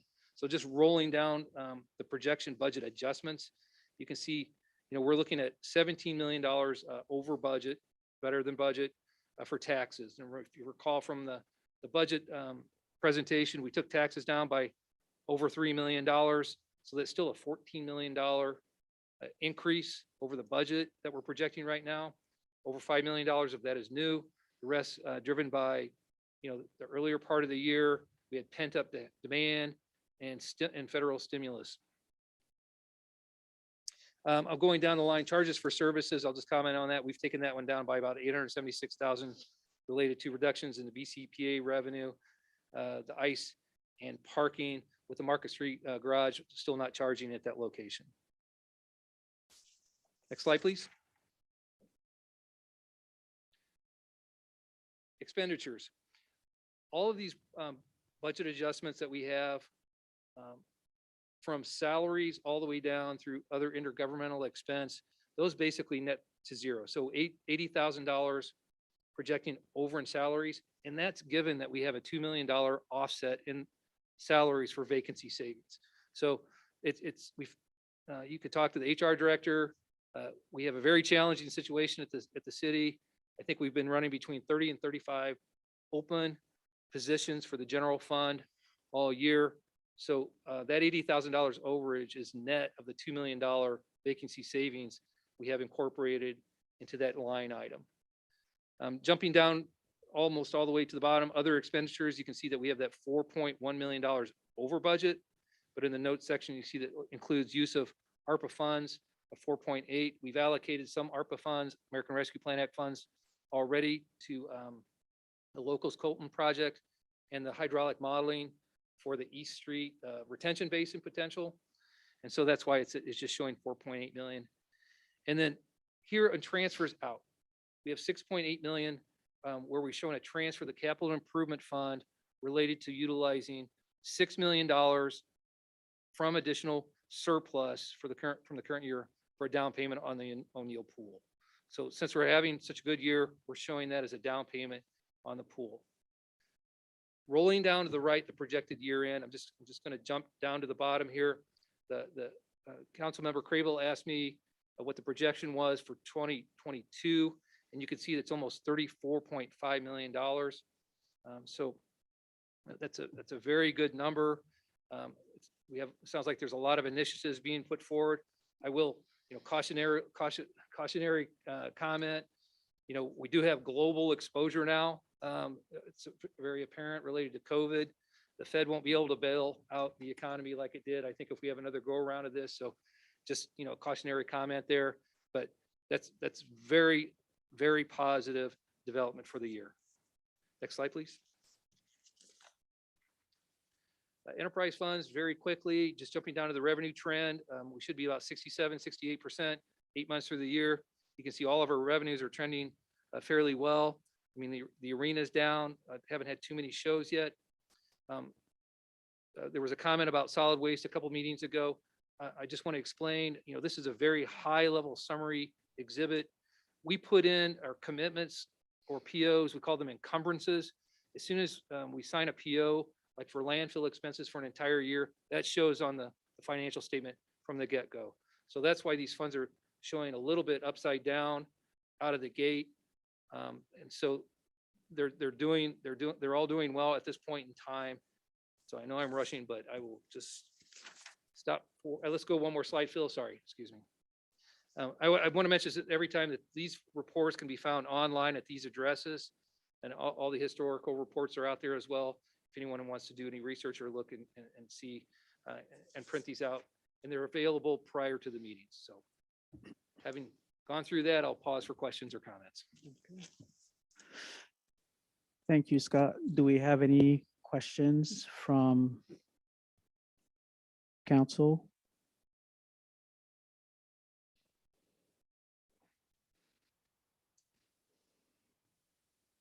Okay, it doesn't look like we have any. So Scott, thank you very much. Great job.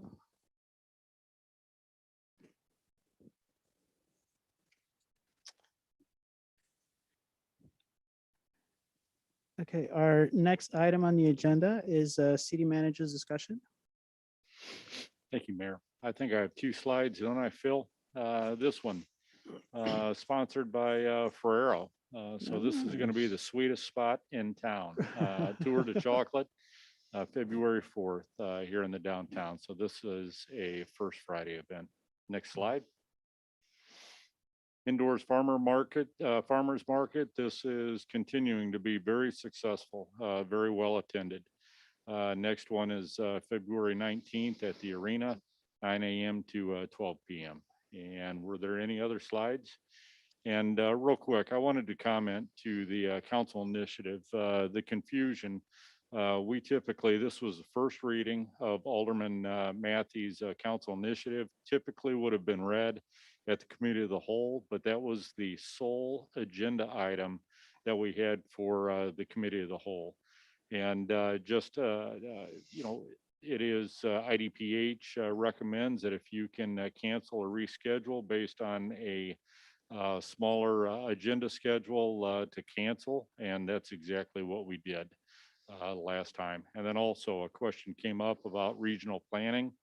McLean County Regional Planning, the director is Ray Lai. They are in the midst of an affordable housing study.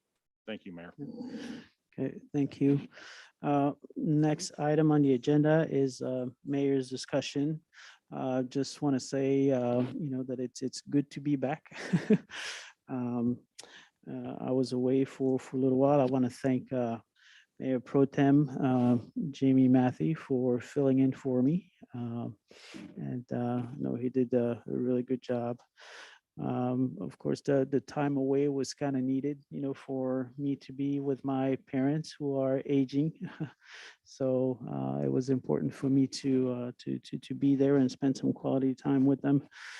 Traveling, of course, always provides you with an opportunity to gain perspective on the many things that we have to deal with. I think from the moment that I stepped on the plane, I was a keen observer of how people dealt with COVID, but also with transportation issues, urban planning, education, municipal services. So I just can't, you know, turn my brain off.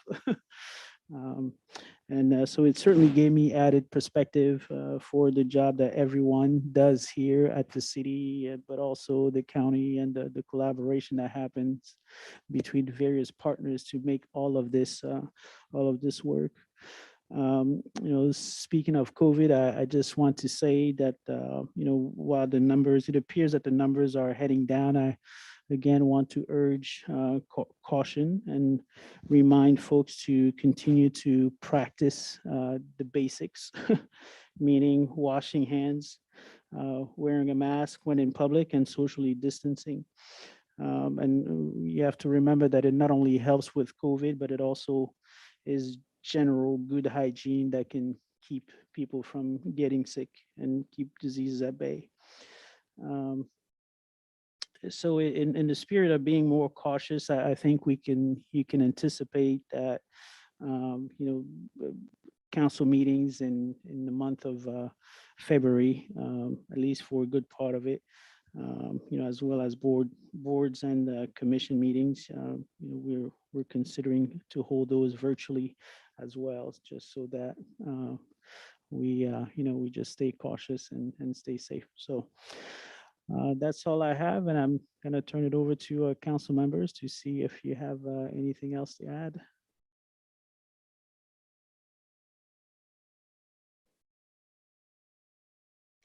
Okay, Councilmember Kriebel.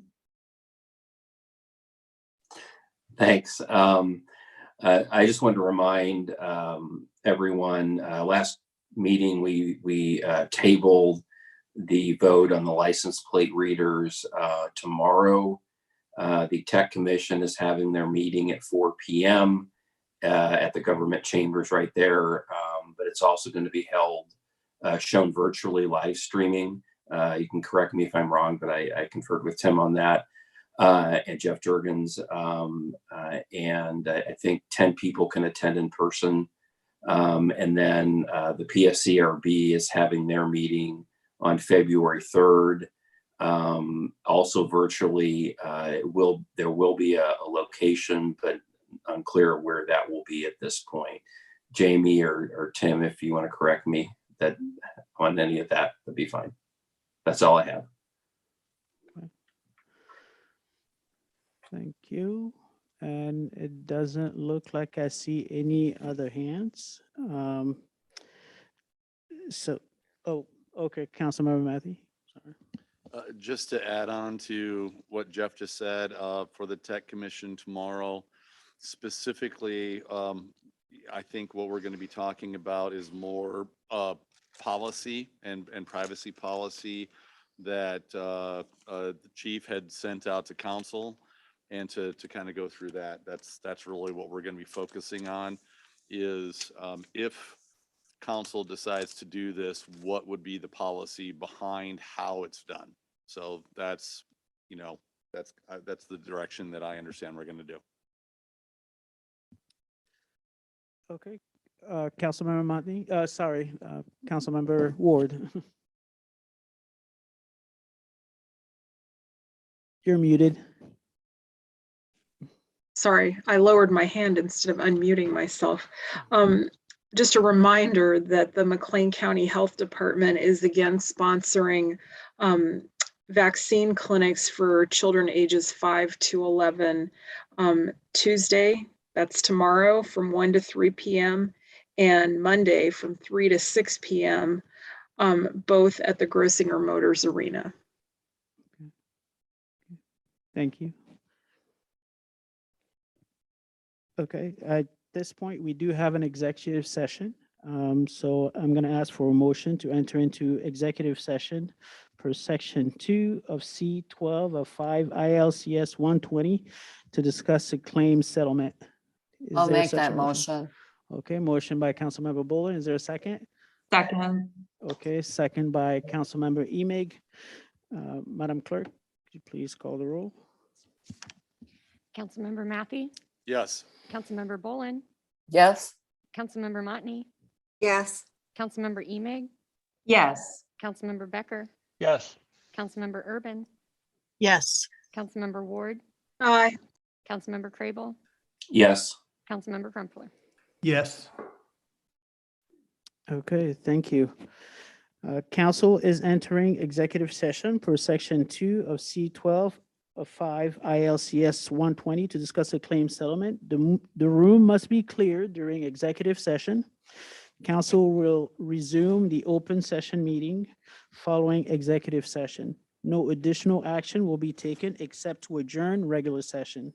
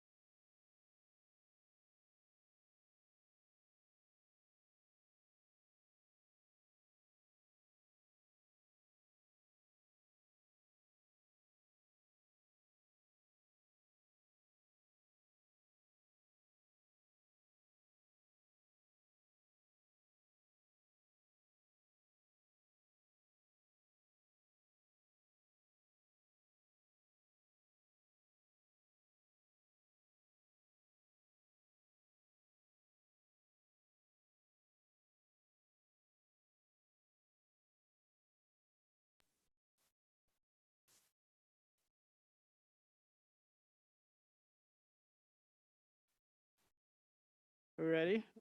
Okay, awesome. So can I get a motion to return to open session and adjourn the meeting? I'll make that moved. motion. Okay, Second. moved by Councilmember Matthew and then second by Councilmember Bolin. All those in favor signify by saying aye. Aye. Aye.